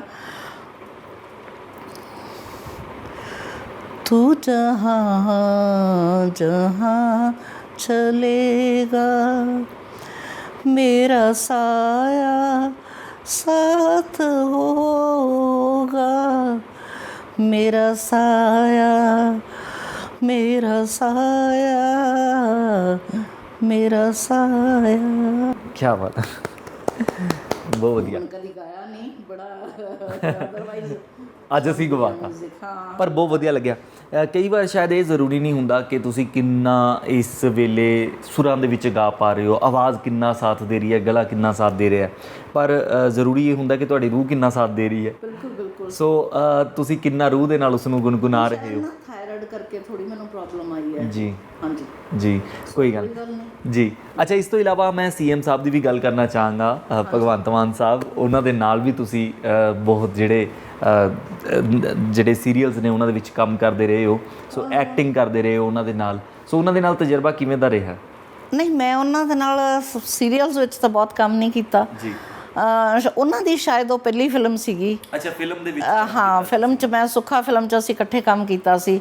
ਤੇ ਉਹੀ ਮੈਂ ਹੁਣ ਜਦੋਂ CM ਬਣੇ ਨੇ ਉਦੋਂ ਫੇਸਬੁੱਕ ਤੇ ਸ਼ੇਅਰ ਕੀਤੀ ਸੀਗੀ ਕਿ ਅਸੀਂ ਇਕੱਠੇ ਕੰਮ ਵੀ ਕਰਦੇ ਰਹੇ ਹਾਂ ਜੀ। ਐਕਚੁਅਲੀ ਮੈਂ ਉਸੇ ਨਾਲ ਕਨਫਿਊਜ਼ ਹੋ ਗਿਆ ਕਿ ਸ਼ਾਇਦ ਬੜੇ ਸਾਰੇ ਪ੍ਰੋਜੈਕਟ ਹੋਣ। ਓਕੇ, ਇੱਕ ਪ੍ਰੋਜੈਕਟ ਸੀ ਨਹੀਂ ਕੀਤੇ, ਇੱਕੋ 'ਚ ਹੀ ਕੀਤਾ। ਪਰ ਵਧੀਆ ਇਨਸਾਨ ਨੇ, ਇਮਾਨਦਾਰ ਨੇ, ਤੇ ਮੈਂ ਚਾਹੂੰਗੀ ਬਈ ਉਹ ਪੰਜਾਬ ਨੂੰ ਕਿਸੇ ਵਧੀਆ ਲੈਵਲ ਤੇ ਲੈ ਕੇ ਆਉਣ।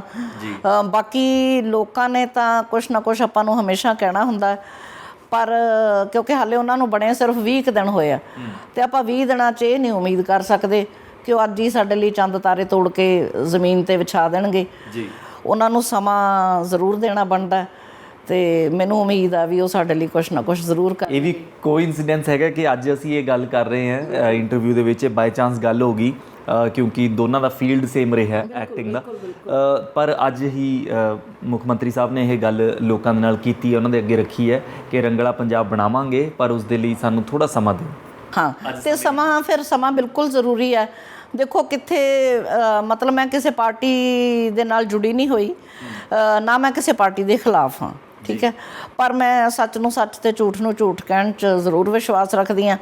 ਹੁਣ ਜਦੋਂ ਕੈਪਟਨ ਸਾਹਿਬ 4.5 ਸਾਲ ਸੀਸਮਾ ਫਾਰਮ ਤੋਂ ਨਹੀਂ ਨਿਕਲੇ, ਉਦੋਂ ਤੇ ਅਸੀਂ ਬੋਲੇ ਨਹੀਂ, ਸਾਰਾ ਪੰਜਾਬ ਕਿਸੇ ਨੇ ਨਹੀਂ ਜਾ ਕੇ ਉੱਥੇ ਧਰਨੇ ਦਿੱਤੇ ਕਿ CM ਸਾਹਿਬ ਬਾਹਰ ਨਿਕਲੋ।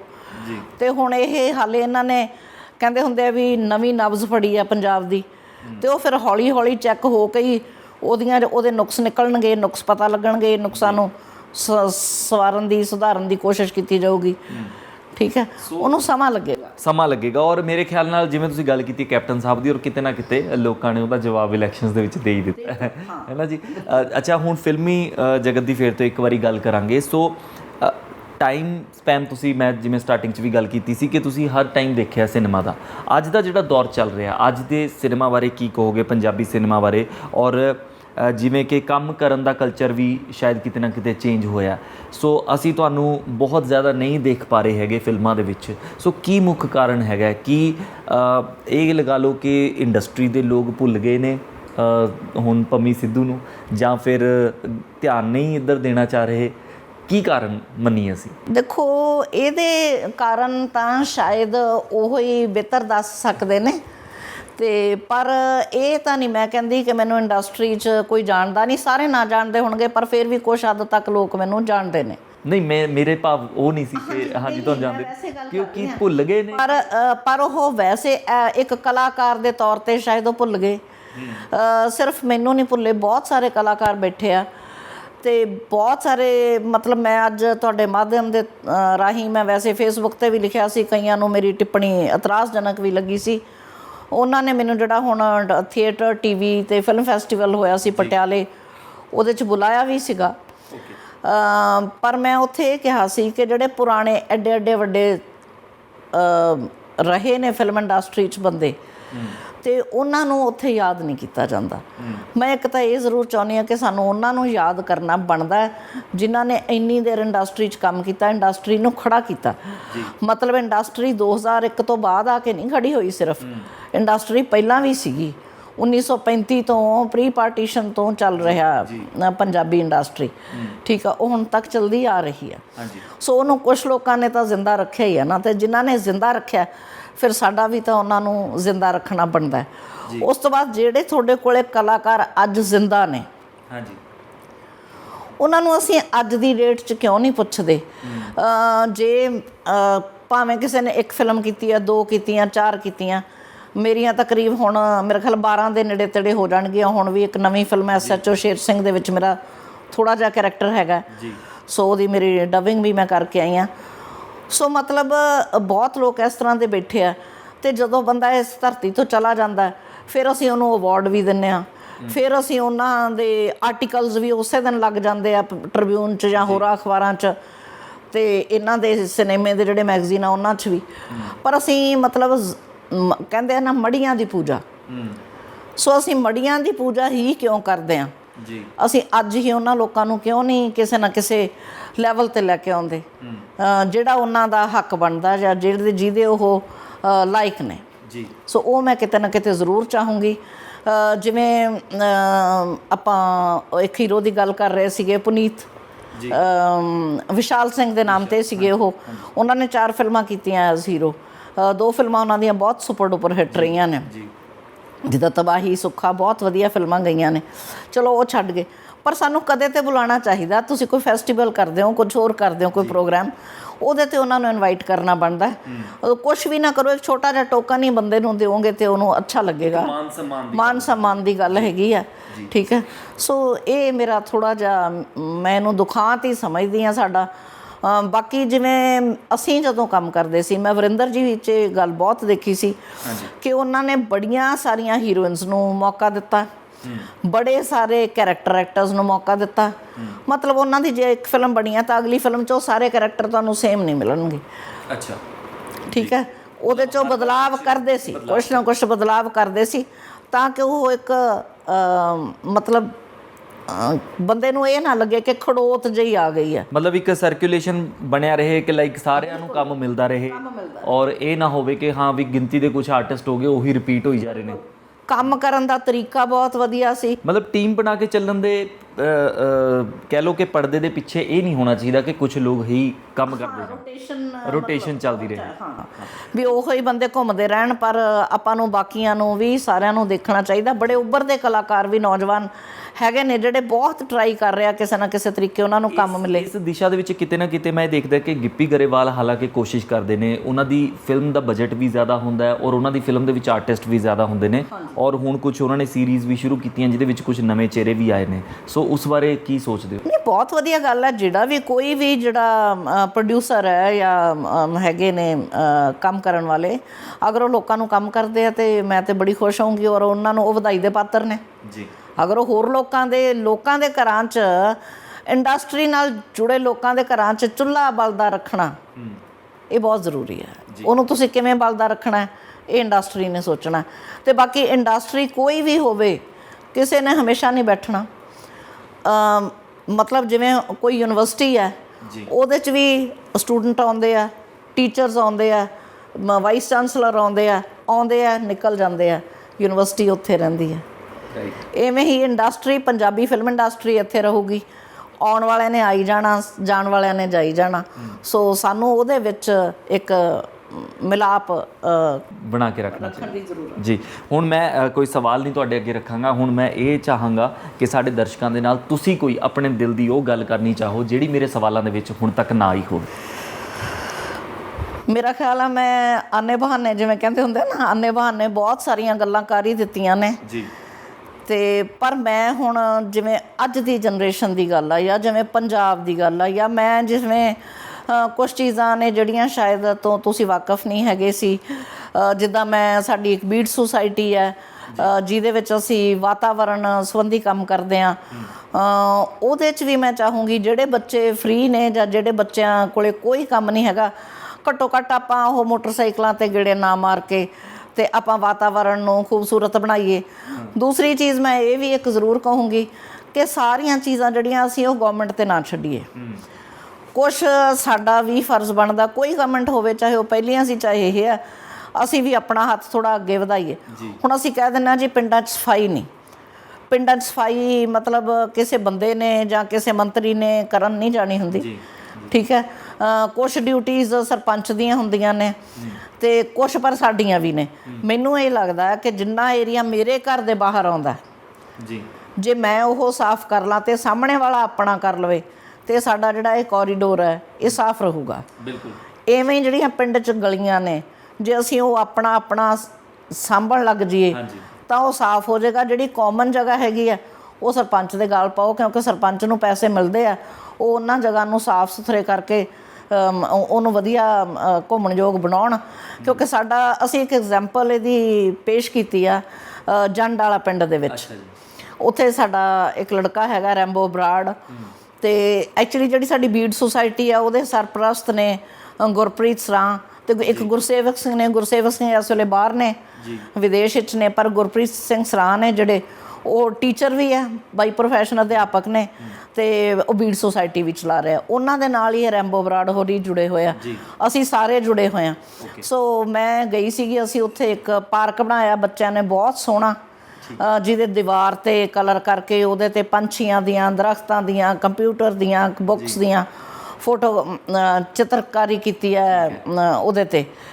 ਉਸ ਤੋਂ ਇਲਾਵਾ ਉੱਥੇ ਰੁੱਖ ਲਾਏ ਨੇ, ਪੰਛੀਆਂ ਲਈ ਆਲਣੇ ਲਾਏ ਨੇ, ਠੀਕ ਹੈ, ਜਿਨ੍ਹਾਂ 'ਚ ਪੰਛੀ ਆਉਣੇ ਵੀ ਸ਼ੁਰੂ ਹੋ ਗਏ।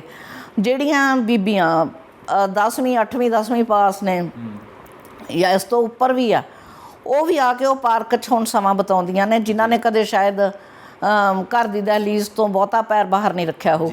ਉੱਥੇ ਆ ਕੇ ਹੁਣ ਅਸੀਂ ਉੱਥੇ ਇੱਕ ਲਾਇਬ੍ਰੇਰੀ ਬਣਾਈ ਆ, ਪਬਲਿਕ ਮਤਲਬ ਪ੍ਰਾਈਵੇਟ ਲਾਇਬ੍ਰੇਰੀ ਜਿਹਨੂੰ ਕਹਿ ਲਓ, ਅਤੇ ਉਹ ਲਾਇਬ੍ਰੇਰੀ 'ਚ ਕਿਤਾਬਾਂ ਰੱਖੀਆਂ ਨੇ, 2-3 ਅਲਮਾਰੀਆਂ ਰੱਖੀਆਂ ਨੇ। ਉਹ ਲੋਕ ਉੱਥੇ ਆਉਂਦੇ ਆ, ਉਹ ਆ ਕੇ ਕਿਤਾਬਾਂ ਪੜ੍ਹਦੇ ਆ। ਸੋ ਉੱਥੋਂ ਹੁਣ ਮੋਟੀਵੇਸ਼ਨ ਲੈ ਕੇ ਸਾਡੀ, ਉਦੋਂ ਮੈਂ ਗਈ ਸੀ ਉਸ ਫੰਕਸ਼ਨ 'ਤੇ, ਹੁਣ ਉਸ ਤੋਂ ਅਗਲੀ ਜਿਹੜੀ ਸਾਡੀ ਲਾਇਬ੍ਰੇਰੀ ਬਣੀ ਆ ਉਹ ਮੋਰਾਂ ਵਾਲੀ ਬਣੀ ਹੈ। ਉੱਥੇ ਵੀ ਉਹਨਾਂ ਨੇ ਇੰਝ ਦਾ ਇੱਕ ਪਾਰਕ ਸਥਾਪਿਤ ਕਰਕੇ ਉੱਥੇ ਲਾਇਬ੍ਰੇਰੀ ਦਾ ਕੱਲ੍ਹ ਸ਼ਹੀਦ ਭਗਤ ਸਿੰਘ ਉਹਦਾ ਨਾਮ ਰੱਖਿਆ ਉਹਨਾਂ ਨੇ, ਅਤੇ ਉਹ ਸਥਾਪਿਤ ਕਰੀ ਹੈ। ਸੋ ਇਹ ਹੁਣ ਸਾਡੀ ਕੋਸ਼ਿਸ਼ ਰਹੂਗੀ ਕਿ ਬਈ ਅਸੀਂ ਹਰ ਮਤਲਬ ਜਿੱਥੇ ਜਿੱਥੇ ਲੋਕ ਚਾਹੁਣਗੇ ਜਿਹੜੇ ਪਿੰਡਾਂ ਦੇ, ਅਸੀਂ ਉੱਥੇ ਉੱਥੇ ਇਸ ਤਰ੍ਹਾਂ ਦੇ ਪਾਰਕ ਬਣਾਈਏ ਅਤੇ ਲਾਇਬ੍ਰੇਰੀਆਂ ਸਥਾਪਿਤ ਕਰੀਏ। ਪਲੱਸ ਜਿਹੜਾ ਉਹ ਪਾਰਕ ਹੈ ਉਹਦੇ ਬਿਲਕੁਲ ਆਪੋਜ਼ਿਟ ਛੱਪੜ ਸੀ ਬਹੁਤ ਵੱਡਾ ਜੀ। ਰੈਂਬੋ ਬਰਾੜ ਨਾਲ ਮੇਰੀ ਗੱਲ ਹੋਈ ਤਾਂ ਉਹ ਕਹਿੰਦਾ ਵੀ ਮੈਮ ਹੁਣ ਅਸੀਂ ਇਹ ਛੱਪੜ ਵੀ ਸਾਫ਼ ਕਰ ਦੇਣਾ, ਔਰ ਉਹਨਾਂ ਨੇ ਕਰ ਚੁੱਕਿਆ, ਮਤਲਬ ਅੱਜ ਦੀ ਡੇਟ 'ਚ ਉਹ ਕਰ ਚੁੱਕਿਆ। ਉਸ ਦਿਨ ਉਹ ਕਹਿ ਰਹੇ ਸੀ ਅਸੀਂ ਕਰਾਂਗੇ ਪਿਛਲੇ ਮਹੀਨੇ। ਮਤਲਬ ਇਹ ਸਾਰਾ ਕੁਝ ਆਪਣੀ ਕੋਸ਼ਿਸ਼ਾਂ ਦੇ ਨਾਲ ਹੈ। ਇਹ ਤਾਂ ਸ਼ਾਇਦ ਅਸੀਂ ਆਪਣੇ ਲੈਵਲ ਦੇ ਉੱਤੇ ਕੁਝ ਚੀਜ਼ਾਂ ਕਰ ਸਕਦੇ, ਬਿਲਕੁਲ ਕਰ ਸਕਦੇ ਹਾਂ। ਸੋ ਉਹਨਾਂ ਨੇ ਹੁਣ ਉਹ ਛੱਪੜ ਸਾਫ਼ ਕਰ ਲਿਆ। ਉਹ ਕਹਿੰਦੇ ਅਸੀਂ ਇਹਦੇ 'ਚ ਸਾਫ਼ ਪਾਣੀ ਭਰਾਂਗੇ, ਇਹਦੇ ਆਲੇ ਦੁਆਲੇ ਇੱਕ ਇੱਟਾਂ ਲਾ ਕੇ, ਟਾਇਲਸ ਛੋਟੀਆਂ ਲਾ ਕੇ ਸੜਕ ਬਣਾਵਾਂਗੇ, ਅਤੇ ਦਰਖਤ ਲਾਤੇ, ਬੂਟੇ ਲਾਤੇ। ਕਹਿੰਦੇ ਅਸੀਂ ਤਾਂ ਮੈਡਮ ਹੁਣ ਤੁਹਾਡੇ ਚੰਡੀਗੜ੍ਹ ਨਹੀਂ, ਅਸੀਂ ਇਹਦੇ 'ਚ ਹੀ 2 ਕਿਸ਼ਤੀਆਂ ਛੱਡ ਦੇਣੀਆਂ ਅਤੇ ਅਸੀਂ ਤਾਂ ਆਪਦਾ ਚੰਡੀਗੜ੍ਹ ਇੱਥੇ ਬਣਾ ਲੈਣਾ, ਸਾਡੀ ਆਪਣੀ ਲੇਕ। ਬਿਲਕੁਲ। ਸੋ ਇਹੋ ਜਿਹੀਆਂ ਕੋਸ਼ਿਸ਼ਾਂ ਨੇ ਜਿਹੜੇ ਲੋਕ ਅਸੀਂ ਮਤਲਬ ਜਿਨ੍ਹਾਂ ਨਾਲ ਮਿਲ ਕੇ ਮੈਂ ਵੀ ਅਸੀਂ ਕਰ ਰਹੇ ਹਾਂ। ਮੈਂ ਪਹਿਲਾਂ ਵੀ ਕਿਤਾਬਾਂ ਦੇ ਕੇ ਆਈ ਸੀ, ਹੁਣ ਵੀ ਅਸੀਂ ਕੁਛ ਨਾ ਕੁਛ ਉਹਨਾਂ ਨੂੰ ਜ਼ਰੂਰ ਦੇ ਕੇ ਆਵਾਂਗੇ। ਸੋ ਇਹੋ ਜਿਹੇ ਕੁਛ ਨਾ ਕੁਛ ਉਪਰਾਲੇ ਆ ਜਿਹੜੇ ਮੈਨੂੰ ਲੱਗਦਾ ਸਾਨੂੰ ਕਰਨੇ ਚਾਹੀਦੇ ਆ। ਇੱਕ ਤੀਸਰੀ ਚੀਜ਼ ਜਿਹੜੀ ਮੈਂ ਕਹਿਣਾ ਚਾਹੂੰਗੀ, ਹੁਣ ਬਿਜਲੀ ਸੰਕਟ ਆ ਰਿਹਾ। ਬਿਜਲੀ ਸੰਕਟ ਅਸੀਂ ਕਿਉਂਕਿ ਕੋਲਾ ਸੈਂਟਰ ਗਵਰਨਮੈਂਟ ਕੋਲਾ ਨਹੀਂ ਦੇ ਰਹੀ, ਪਰ ਅਸੀਂ ਕਦੋਂ ਤੱਕ ਸੈਂਟਰ ਵੱਲ ਝਾਕਦੇ ਰਹਿਣਾ। ਸੋ ਮੈਨੂੰ ਇਹ ਹੈ ਵੀ ਕਿਉਂ ਨਹੀਂ ਅਸੀਂ ਜਿਹੜੇ ਆਪਣੇ ਆਪਣੇ ਘਰਾਂ ਦੀਆਂ ਛੱਤਾਂ 'ਤੇ ਜਿਹੜਾ ਸੋਲਰ ਸਿਸਟਮ ਹੈ ਉਹ ਲਗਵਾਉਂਦੇ, ਉਹ ਲਗਵਾਓ। ਉਹਦੇ ਨਾਲ ਇੰਝ ਹੈ ਕਿ ਕਿਉਂਕਿ ਮੇਰੇ ਕਜ਼ਨ ਨੇ ਲਗਵਾਇਆ ਆਪਦੇ ਖੇਤ 'ਚ, 3.5 ਲੱਖ ਰੁਪਇਆ ਉਹਦਾ ਖਰਚਾ ਆ। ਉਹ ਕਹਿੰਦਾ ਭੈਣੇ 3.5 ਲੱਖ ਖਰਚਾ ਆਪਣਾ ਜਿਹੜਾ 3 ਸਾਲ 'ਚ ਪੂਰਾ ਹੋ ਜਾਣਾ, ਠੀਕ ਹੈ। ਇਸ ਵੇਲੇ ਵੀ ਉਹਨਾਂ ਕੋਲ ਸਰਪਲਸ ਬਿਜਲੀ ਹੁੰਦੀ ਹੈ ਜਿਹੜੀ ਉਹ ਬਿਜਲੀ ਬੋਰਡ ਨੂੰ ਦਿੰਦੇ ਨੇ, ਠੀਕ ਹੈ। 3 ਸਾਲਾਂ ਬਾਅਦ ਉਹ ਫ੍ਰੀ ਹੋ ਜਾਏਗਾ। ਸੋ ਆਪਾਂ ਬਹੁਤ ਸਾਰੀਆਂ ਚੀਜ਼ਾਂ ਨੇ ਜਿਹਦੇ ਵੱਲ ਸਾਨੂੰ ਵੀ ਧਿਆਨ ਦੇਣ ਦੀ ਲੋੜ ਹੈ ਜੇ ਅਸੀਂ ਇੱਕ ਬਹੁਤ ਵਧੀਆ ਸਮਾਜ ਨੂੰ ਸਿਰਜਣਾ ਚਾਹੁੰਦੇ ਹਾਂ। ਕਿਆ ਬਾਤ ਹੈ ਮੈਮ, ਬਹੁਤ ਹੀ ਵਧੀਆ ਤੁਹਾਡੀ ਸੋਚ, ਔਰ ਜਿਹੜੀਆਂ ਕੋਸ਼ਿਸ਼ਾਂ ਤੁਸੀਂ ਕਰ ਰਹੇ ਹੋ ਰੱਬ ਕਰੇ ਉਹਦੇ ਵਿੱਚ ਤੁਸੀਂ ਹੋਰ ਕਾਮਯਾਬ ਹੋਵੋ, ਔਰ ਦੂਜੇ ਲੋਕਾਂ ਨੂੰ ਵੀ ਇੱਦਾਂ ਮੋਟੀਵੇਟ ਕਰਕੇ ਉਹਦੇ ਵੱਲ ਨੂੰ ਤੁਸੀਂ ਅੱਗੇ ਲੈ ਕੇ ਆਓ। ਔਰ ਇਹ ਜਿਹੜੀ ਤੁਸੀਂ ਲਾਸਟ ਗੱਲ ਕੀਤੀ ਹੈ ਜੋ ਕਿ ਆਹ ਲਗਾ ਲਏ ਜਾਣ ਗ੍ਰਿਡ ਜਿਹੜੇ ਉਸਦੇ ਸੋਲਰ ਪਾਵਰ ਵਾਲੇ ਸੋਲਰ ਸਿਸਟਮ ਜਿਹੜਾ ਹੈ, ਉਹ ਇਹ ਤਾਂ ਬੜੀ ਇੱਕ ਇੱਦਾਂ ਦੀ ਚੀਜ਼ ਹੈਗੀ ਕਿ ਹਾਂ ਅਗਰ ਤੁਸੀਂ ਥੋੜ੍ਹਾ ਪੈਸਾ ਜੋੜ ਕੇ ਵੀ, ਅਗਰ ਕਈ ਵਾਰੀ ਕਈਆਂ ਦੇ ਲਈ ਉਹ ਬਜਟ ਤੋਂ ਬਾਹਰ ਹੁੰਦੀ ਹੈ ਚੀਜ਼, ਤਾਂ ਥੋੜ੍ਹਾ ਅਗਰ ਪੈਸਾ ਜੋੜ ਕੇ ਵੀ ਤੁਸੀਂ ਕੋਸ਼ਿਸ਼ ਕਰਕੇ ਲਗਵਾਉਂਦੇ ਹੋ। ਜਿਵੇਂ ਹੁਣ ਅਸੀਂ ਇਨਵਰਟਰ ਦੇ ਲਈ ਬਹੁਤ ਅਵੇਅਰ ਹੋ ਗਏ ਹਾਂ, ਤਾਂ ਉਸੇ ਤਰੀਕੇ ਨਾਲ ਇਨਵਰਟਰ ਦੇ ਨਾਲ ਹੀ ਉਹ ਸਿਸਟਮ ਲੱਗ ਜਾਂਦਾ। ਉਹ ਬਹੁਤ ਵਧੀਆ ਚੀਜ਼ ਹੈਗੀ ਹੈ, ਔਰ ਐਨਰਜੀ ਕੰਜ਼ੰਪਸ਼ਨ ਜਿਹੜੀ ਹੈ ਉਹ ਕਿਤੇ ਨਾ ਕਿਤੇ ਘਟਦੀ ਹੈ, ਔਰ ਕਈਆਂ ਦੀ ਤਾਂ ਬਚ ਵੀ ਜਾਂਦੀ ਹੈ ਜਿਹੜੀ ਬਿਜਲੀ ਬੋਰਡ ਨੂੰ ਤੁਸੀਂ ਦੇ ਸਕਦੇ ਹੋ। ਹਾਂਜੀ ਜੀ। So thank you so much ma'am ਸਾਡੇ ਨਾਲ ਗੱਲਬਾਤ ਕਰਨ ਦੇ ਲਈ, ਔਰ ਸਾਡੇ ਦਰਸ਼ਕਾਂ ਨੂੰ ਅੱਜ ਮੈਨੂੰ ਲੱਗਦਾ ਕਿ ਸਿਰਫ ਅਸੀਂ ਇੱਕ ਸੈਲੀਬ੍ਰਿਟੀ ਦੇ ਨਾਲ ਨਹੀਂ ਮਿਲਾਇਆ, ਇੱਕ ਇੱਦਾਂ ਦੀ ਸ਼ਖਸੀਅਤ ਦੇ ਨਾਲ ਮਿਲਾਇਆ ਜਿਹੜੀ ਕਿ ਬਹੁਤ ਜ਼ਿਆਦਾ ਮੋਟੀਵੇਟ ਕਰਨ ਵਾਲੀ ਵੀ, ਔਰ ਨਾਲ ਹੀ ਨਾਲ ਇੱਕ ਕੇਅਰਿੰਗ ਜਿਹੜਾ ਹਾਰਟ ਹੈਗਾ ਤੁਹਾਡੇ ਅੰਦਰ ਉਹ ਬਹੁਤ ਵਧੀਆ ਮੈਨੂੰ ਨਜ਼ਰ ਆਇਆ। And thank you so much, ਤੁਸੀਂ ਸਾਡੇ ਦਰਸ਼ਕਾਂ ਨਾਲ ਗੱਲ ਕੀਤੀ ਜੀ। Thank you. ਸਾਰੇ ਪੰਜਾਬੀ ਖੁਸ਼ ਰਹਿਣ ਜੀ। ਸੋ ਅੱਗੇ ਆਪਣਾ ਜਿਹੜਾ ਪ੍ਰੋਮਿਸ ਹੈ ਉਹ ਇਹੀ ਹੈ ਕਿ ਅਗਲੇ ਐਪੀਸੋਡ ਦੇ ਵਿੱਚ ਮਿਲਾਂਗੇ, ਕਿਸੇ ਹੋਰ ਆਰਟਿਸਟ ਨਾਲ ਤੁਹਾਡੀ ਗੱਲਬਾਤ ਕਰਵਾਵਾਂਗੇ। ਤਦ ਤੱਕ ਤੁਸੀਂ ਟਿਕ ਕੇ ਬੈਠ ਕੇ ਦੇਖਦੇ ਰਹੋ ਹਮਦਰਦ ਟੀਵੀ, ਕਿਉਂਕਿ ਹੋਰ ਬਹੁਤ ਸਾਰੇ ਪ੍ਰੋਗਰਾਮ ਆਣੇ ਨੇ। ਸਤਿ ਸ਼੍ਰੀ ਅਕਾਲ ਜੀ। ਐਬਸੋਲਿਊਟ ਦੇਸੀ ਮੁੰਡਾ ਪਿੱਛੇ ਨਹੀਂ ਉਹ ਹਟਦਾ, ਹੈਂਚ ਸਾਡਾ ਏ ਉੱਚਾ ਬੱਲੀਏ ਛੇਤੀ ਦਿਲ ਨਹੀਂ ਹਰਦਾ। ਉਹ ਮੈਂ ਕਿਹਾ ਮੈਂ ਐਬਸੋਲਿਊਟ ਦੇਸੀ, ਮੈਂ ਕਿਹਾ ਮੈਂ ਲੋਈ ਅਖਤਰ ਸ਼ਿਖਰ ਰਾਏ।